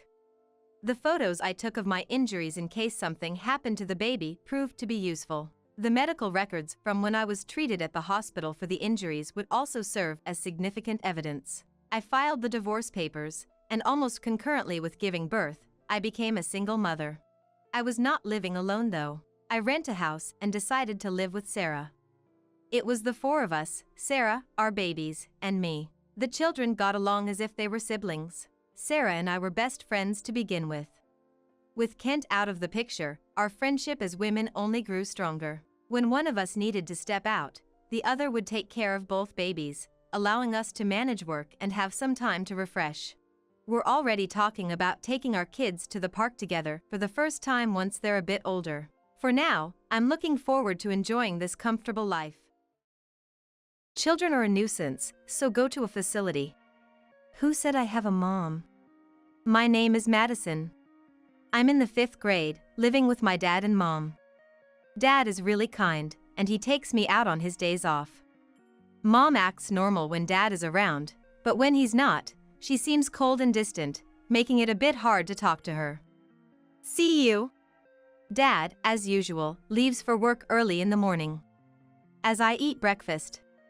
I'll see you later, I said.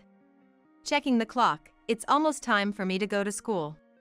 I need to hurry up and get dressed after eating quickly. Thanks for the meal. After finishing, I place my dishes in the sink and head to my room to change.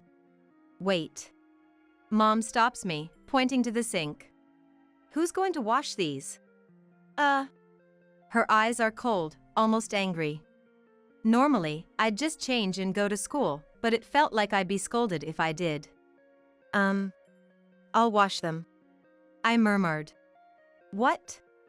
I can't hear you, you're too quiet. Mom suddenly yells. My body trembles. But feeling guilty, I apologize. I'm sorry. I'll wash them. Of course. From now on, take care of your own things. Mom angrily tosses her apron on the sofa and goes to her room. Reflecting on her words, I wash the breakfast dishes and leave for school. At school, while talking with friends, the conversation turns to parents. Hearing their stories, everyone else's moms seem kind, and though they get scolded, they seem close.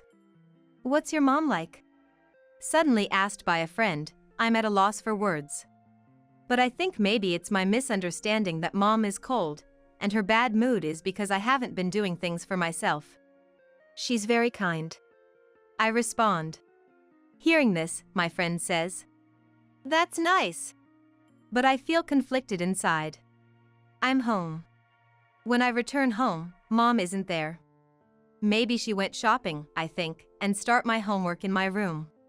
Before I know it, it's dark outside, and it's dinner time, but she hasn't come back yet. Then, I hear noises from the entrance and the fridge opening. Stepping out of my room, I see her in the kitchen. I am so hungry, so I go to the kitchen. Welcome back, I said to her, and she responds, I'm back. Her brief reply without looking back indicates she's still in a bad mood.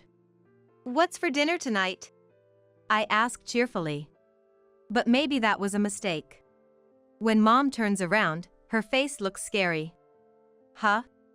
I told you to do things for yourself, didn't I? Dad will be back soon, and I'm busy cooking. Unable to say anything more to her, I start to make instant noodles when Dad comes home. Hello. Hearing Dad's voice, Mom quickly takes the instant noodles from my hands. Confused about what to do, Dad enters the kitchen. Oh. Are we starting dinner now? Seeing Dad's kind face, I almost cry. Welcome back. Just got back from shopping. Dinner will be ready soon. Just wait a bit more. Mom's face softens. I can't tell if she's still angry, but the thought of eating Mom's cooking makes me happy. Later, we have dinner as a family, and I have a fun time playing games with Dad. Maybe Mom was just in a slightly bad mood. Thinking that there won't be any more scolding if I take care of myself properly, I fall asleep. From the next day, I try my best to do things by myself. I wash the breakfast dishes, fold the laundry, put it away, vacuum my room. And when Mom comes home late, I make instant noodles for myself. Thinking that this will surely make her happy, my face breaks into a smile. Mom hasn't praised me yet, but she's getting less angry. When Dad is around, the three of us have a good time together. I was happy about that. One time, I heard a groaning noise and woke up in the middle of the night. Thinking it might be a ghost, I dove under the covers. The groaning continued for a while, and as I trembled with fear, suddenly I heard an ambulance. It stopped nearby, and I realized it was right outside our house. Wondering who it was, I got out of bed and saw Dad being carried out. Dad! I shouted, rushing over. Dad looked pale and was sweating, obviously in a lot of pain. Tears came to my eyes, and clinging to the paramedic. Please save Dad! I begged. The paramedic put a hand on my head. We're taking him to the hospital now, he said. Then Mom and I followed the ambulance to the hospital, where Dad was taken away. We could only wait in the designated area. I was filled with anxiety, wondering what would happen if we lost Dad. But Mom, next to me, was handling her phone, not seeming worried at all. I cried alone, waiting for someone to tell me it was going to be okay. After what felt like an eternity, a doctor came over to us. Mom and the doctor spoke about something complicated, and all I understood was that Dad was ill and needed to be hospitalized. I was shocked that Dad had to fight a disease, and he couldn't come home for a while. Mom and I went home for now. After preparing for Dad's hospital stay, Mom left for the hospital again. Left alone at home, I lay in bed unable to sleep, and soon it was bright outside since it was early morning. School. I had to go to school. But I didn't feel like it. I didn't feel like eating, and just stayed under the covers. Aren't you going to school? Mom noticed me at noon. She didn't scold me for missing school but seemed busy and left for the hospital right away. Having eaten nothing since morning, I went to the kitchen. I ate the leftovers from last night's dinner as my meal. In the evening, Mom came back. She brought sandwiches. Eat this today. I also bought some instant noodles for you to eat from tomorrow. Okay. Thank you. I decided to follow her instructions, not wanting to bother her as she was busy with Dad. The next day, after having instant noodles for breakfast, I went to school. My friends asked why I was absent yesterday, and I lied, saying I felt sick. The teacher, seeming to know the situation, spoke kindly to me. When I got home, Mom wasn't there, probably at the hospital with Dad. I wanted to see Dad too. I thought I'd ask Mom to take me on the next day off. While doing my homework, the phone rang. I was the only one home, so I answered. Hello? Oh, Madison? What are you doing? It was Dad on the phone, and hearing his voice made me cry. Dad! Are you okay now? I want to see you. Hearing me cry, he spoke gently. Sorry to worry you. I'm okay now. I want to see you too. I'd be happy if you could come with Mom. Yeah. I'll ask her. Okay. Oh, is she there? I wondered where she was. She wasn't at home. I thought she was at Dad's hospital. Mom isn't here. Isn't she at the hospital? Hearing this, Dad seemed to realize something and spoke evasively. Right. She just left a while ago. She'll be back soon. Madison, have you had something to eat? Yeah. Mom bought some instant noodles and stuff. After I said that, he was silent for a moment, then. Is that so? he said, before changing the subject. After talking with him for a while, I heard the front door open, so I told him she was back. Dad asked me to hand the phone to her. And when she, who had just returned, took over the phone, she looked a bit shaken as she talked to Dad. I went back to my room, noticing the smell of cigarettes on her and wondering where she had been. The next day, Mom asked if I wanted to go to the hospital with her. I said yes, even though she seemed a bit reluctant, but she took me. Seeing Dad after a long time. He was connected to Infor but smiled when he saw me. Madison, you came. I hugged him. Seeing him looking well made me want to cry again, but I was so happy to see him.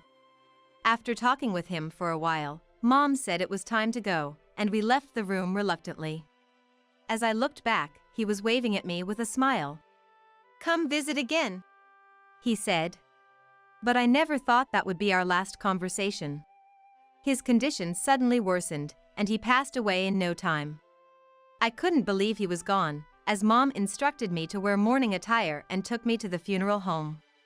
Many people came to say goodbye to him. Seeing Mom's detached demeanor made me wonder if Dad was really gone. Standing at the edge of the room, someone approached me. Hey, aren't you Madison? I turned around to see a woman standing behind me. I was confused, not recognizing her, and she sat down next to me. It's been so long. I'm your aunt, Madison, your dad's sister. Looking at her, I saw she resembled Dad. I had no memory of an aunt, but I remembered Dad talking about his sister. Aunt. Yes, your aunt. Don't I look like your dad? She laughed, looking just like Dad. Then she suddenly hugged me. It's okay to cry. You've been strong, Madison. I must have been crying already because her words made me cry even more. It felt like the moment I realized I would never see Dad again.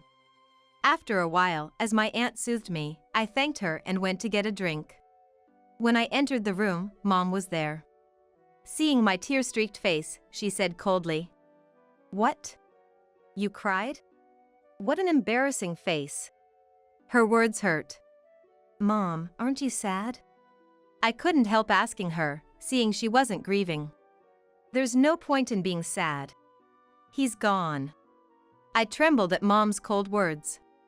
I wondered if she hated Dad, despite all the happy times we had as a family. As I stood frozen, my aunt came over. "Oh, long time no see," she said with a smile, and Mom's expression changed. "Oh, it's been a while. Anything I can help with?" "No. There's nothing." "Then, Madison, let's go over there." My aunt took my hand and led me out of the room. It was clear that Mom was uncomfortable around her. Afterward, I stayed with my aunt until Dad's funeral ended. "Madison, it's time to go." A while after the funeral, Mom came to pick me up. My aunt had been holding my hand the whole time, but she let go to say goodbye. Her face looked a bit sad. "Madison, see you again." Yeah, see you. Reluctantly leaving with Mom, an unfamiliar car pulled up. "Sorry to keep you waiting." A man, apparently Mom's acquaintance, was driving, and she opened the car door. I instinctively resisted getting into the car with a stranger. "Stop dawdling and get in." Mom's tone was unlike anything I'd heard from her before, and I reluctantly got in the car. The car drove in the opposite direction from our home, and I just watched the passing scenery outside. Feeling a bit scared in a car, not knowing where we were heading. "We're here. Get out now." As I was told to get off, there was a large building and I had no idea where I was.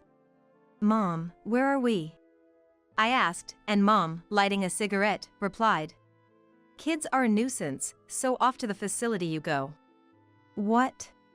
Not understanding what I was told, a strange man and Mom drove away. I tried to chase the car for a while, but obviously couldn't catch up and gave up when I tripped. Lost and not knowing where to go, I was heading back to where I was left. Then, a car stopped beside me. The window rolled down and it was my aunt in the driver's seat.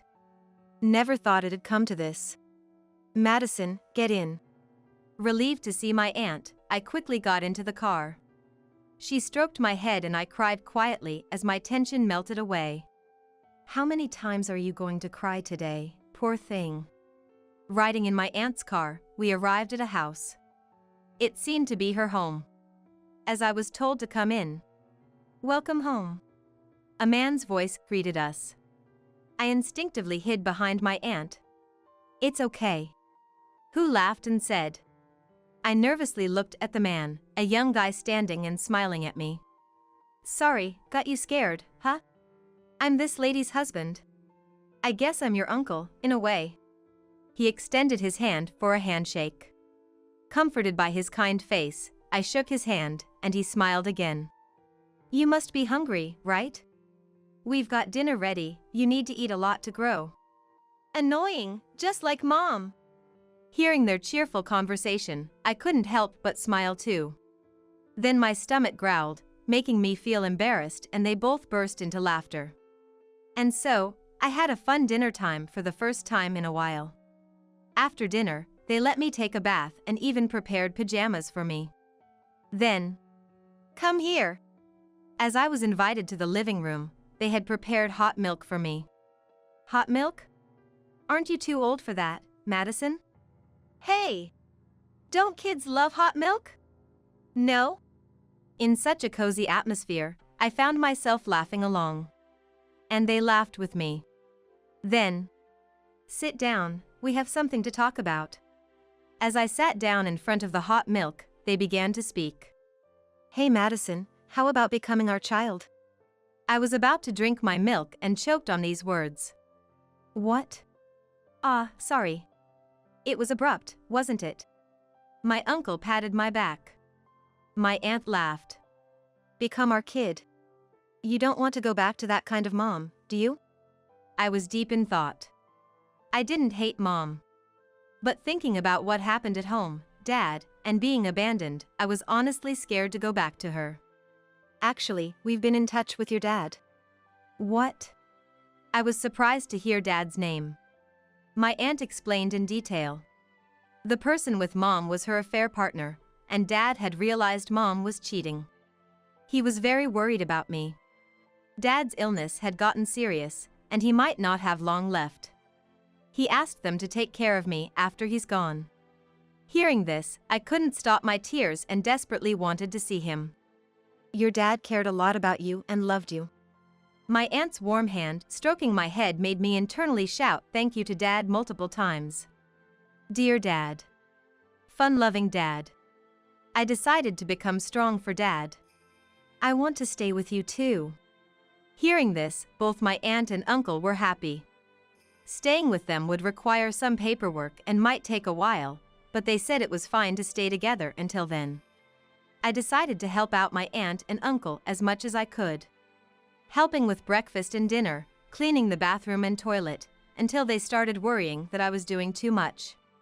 Told to play like a grade schooler, I couldn't think of anything to do, so I decided to start on my homework. Madison, were you always doing chores at home? I was asked by my aunt during dinner. When I nodded, my uncle sitting next to me hugged me.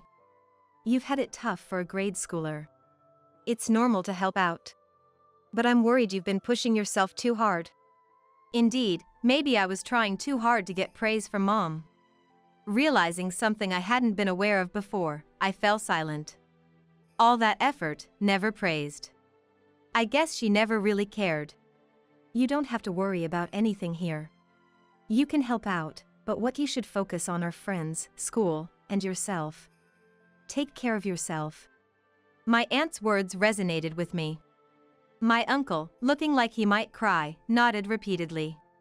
I felt so happy to be with them. 2 weeks after Dad's funeral, I was called to the staff room at school. Wondering what it was about, I was told that Mom had called. The teachers probably didn't know the full story. Thinking it would trouble them if I didn't answer, I picked up the phone with trembling hands. Hello. Madison. Answer the phone quickly. Her voice, which I hadn't heard in a long time, was a shout, just like before. Where are you? You're not at the facility I left you at. I couldn't find my voice and remained silent. Are you listening? Well, never mind. I'm coming to pick you up. Then I'll get some allowance money. I need money right now. Hearing this, I felt my feelings for her cool. To think I wanted love, praise, and even betrayed Dad for someone like this. I was filled with regret. Now I have my aunt and uncle. I have a place where I belong. Dad is watching over me. I can be strong. I don't have a mom, do I? Before I knew it, I had said that to her. What? What are you talking about? You must be mistaken. Goodbye. Wait. I hung up the phone on my own. The teacher beside me looked shocked and asked, "Wasn't that your mom?" To which, "It was a stranger," I replied. The call was treated as a suspicious call, and the school issued a warning. Worried that Mom might come to pick me up, I called my aunt from the school's payphone. My aunt said she would come right away and soon arrived. She explained the situation to the teachers, who contacted the child welfare office. After I went home, Mom apparently did come to pick me up, but the teachers handled it, and she left reluctantly with a dissatisfied look.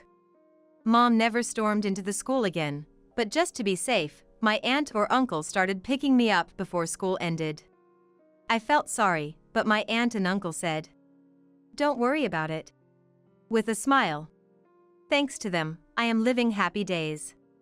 The teachers at school are also looking out for me, and I'm glad to have so many allies around me. Then, one day, a little while later, the phone rang at home. Lately, I've been answering calls to my aunt and uncle's house. So, as usual, I answered the phone. "Hello." The voice I heard was one I didn't want to hear. "Oh, Madison? So you were there after all." I froze, recognizing it was Mom. How did she know I was here? Nobody should have told her. "Come back quickly. Things are tough here." She spoke unilaterally to my silence. According to her, her affair partner's company had gone bankrupt and they were out of money. If she was with me, she could get government assistance and couldn't live without it. She said she was in a de facto marriage with her affair partner and was considering breaking up if they couldn't survive financially. I couldn't quite grasp the story, only understanding that she needed me for money. That's what she had said when she called the school too, so she must be really out of money. As I remained silent, she got increasingly irritated. As I was being yelled at, the phone was taken from me. Turning around in surprise, there stood my aunt, smiling at me. But in the next moment, her face turned into a frightening one. "Answer when spoken to. Are you listening?" "Enough. I can hear you even without the yelling." "What?" Mom's voice, audible over the phone, suddenly stopped. I was tense. "Aren't you ashamed to be a mother? Telling your daughter to come back just for money? That's ridiculous. What do you think Madison is? You are none of your business. Madison is my daughter. Give her back." "Who was it that left your daughter in front of a facility?" "Don't talk so high and mighty. I'll tell the police. Say that she was kidnapped." "Go ahead, say it. We have evidence of the terrible things you've done to Madison. Actually, please tell the police. It might solve things quicker." "What did you say?" Listening to the argument between my aunt and Mom, I felt a bit down, like I was causing trouble. Then, my uncle, who had returned at some point, patted my head from behind. "It's okay. Leave it to us. It's time for the adults to step in." Saying that, he took my hand and made hot milk again. "Madison likes hot milk, right? You drink quite a lot of it." "Yeah. I thought it was delicious the first time I tried it. That's why I like it." Hearing this, my uncle smiled happily. After a while, my aunt came back to the living room. Seeing my worried look, she awkwardly patted my head. "What's with that face?" "Don't worry. She's no match for me." While fixing my hair. "Thank you," I said to her. Then I helped with dinner preparation.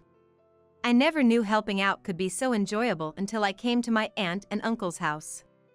A few days later, when the phone rang, it was Mom again. Even though my aunt and uncle told me not to answer the phone anymore, I wanted to help them in some way. Madison? Mom is really in trouble. I need your help. Like I said before, I don't have a mom. Well, what an ungrateful child. Weren't you raised by Mom? Have you forgotten the happy days spent with Dad and me? The mention of Dad surprised and irritated me. I had fun when Dad was with me. But the kind one was only Dad. Mom abandoned me. I was surprised at how loud my voice was when I spoke up. Then I felt my mood clearing. From then on, I talked back to everything she said. Are you even my child? I didn't abandon you. I just left you there. You said, kids are a nuisance, so go to the facility. You said it while laughing. Such a person is not a mom.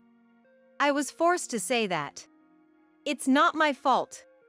Still, I was abandoned. So I don't have a mom. If I have a mom, it's Abigail. Dad is Timothy and my deceased dad. Are you brainwashed? Stop talking nonsense and come back quickly. Before I knew it, I was arguing with Mom while crying. But strangely, I felt lighter, as if I had been holding back a lot until now. At least, let me live in the house you're staying in. I can't even eat if things stay like this. No. Don't bother the people I love. Suddenly feeling someone's presence, I turned around to see my aunt and uncle standing there. My aunt patted my head. Well said. My uncle nodded, almost crying. Then my aunt took over the phone, talking to Mom. She seemed strangely happy. According to my uncle, he was happy to hear my words. I'm glad to be called Dad. He also said to me. It was something I said on my own, but if they're happy, maybe it's okay to think that way? I felt happy too. After that, there were no more calls from Mom for a while. Probably thanks to my aunt and uncle. Since I started living with them, they bought me a mobile phone. I was so excited to have my first mobile phone, and I exchanged contact information with friends who had phones, enjoying more than ever before. On a day of continued peace, the house phone, unusually, rang. Since the incident with Mom, the school had started contacting my aunt or uncle's mobile phones, and I had been given a mobile phone, so calls from friends came to my mobile. Wondering who it could be, I answered hesitantly. Hello. Contrary to my high spirits, the person on the other end sounded very down. Hello, it's me. At first, I didn't recognize who it was and thought it might be a wrong number. I had been told at school not to talk to strangers, so I was about to hang up. It's Mom. You've forgotten my voice? Ah. Upon hearing this, I listened carefully. And indeed, it was Mom's voice, but so lacking in energy that I had not recognized it. You're already in 6th grade, aren't you? There's no one else here right now. Saying that made Mom start to cry. I was stuck, not knowing what to do. Actually, I'm in the hospital. I've fallen ill. What? Hearing about her being sick and in the hospital made me think of Dad. Now, recalling him doesn't make me sad. Rather, I feel energized by the good memories he left me. No one is here to take care of me. Could you come and take care of Mom? And the hospital bills are piling up. I can't pay them. Can you ask Abigail for me? Say something, will you? Why should I, a stranger, take care of you? What? I refuse to pay for the hospital bills. And I won't tell Abigail. Don't get cheeky with me. Don't get too big for your britches. She sounded too energetic for a sick person.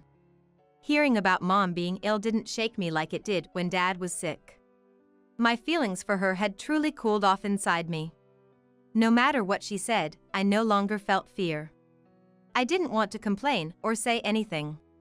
Just felt sorry for her.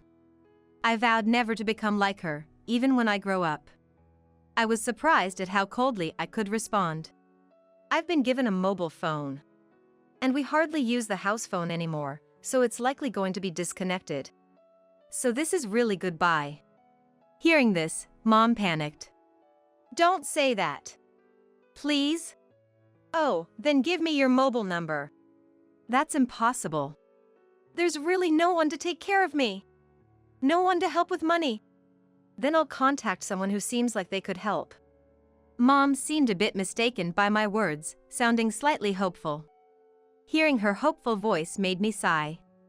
I asked for the name of the hospital and hung up. Then immediately contacted my aunt.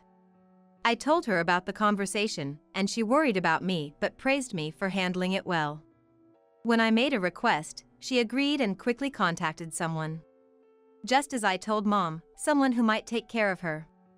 A few days later, I noticed the house phone ringing persistently.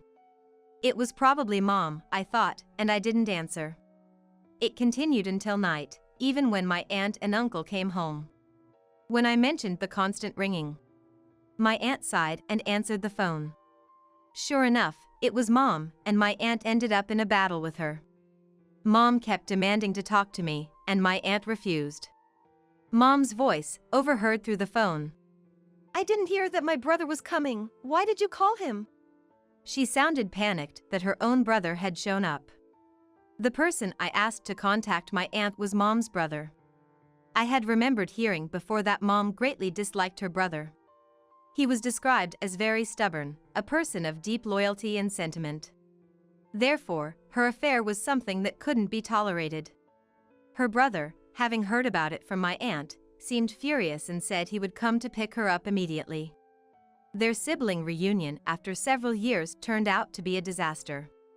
That seemed to have directed her anger towards us. My aunt, who had been battling with Mom, was unusually replaced by my uncle, who said, "Let me handle this." He is usually very kind, so I wondered if he could handle Mom, but as soon as he took over, his expression became fierce. He's scarier than me when he gets angry.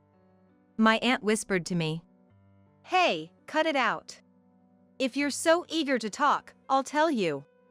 I'll make you apologize in front of Madison. Sick or not, it doesn't matter. Be ready. My uncle yelled, and then apparently Mom hung up the phone. She hung up. After the call, my uncle was his usual self, laughing.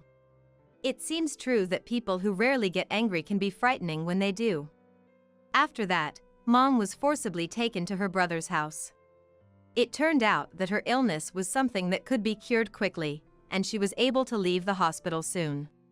Mom, who had planned a lavish life with her affair partner, was taken to her brother's farm and had to help with farm work while living there. She initially resisted the farm work, but under her brother's pressure, she begrudgingly worked. Of course, she couldn't afford to buy luxury brands anymore and had to use second-hand clothes given by the villagers. As for me, it seems that all the paperwork was completed, and I was able to become the child of my aunt and uncle. They threw a celebration party for me, and I laughed more than ever before. And surprisingly, I found out that next year I would have a little brother or sister, which made me very happy. I resolved to cherish my family. From the bottom of my heart, that's what I think.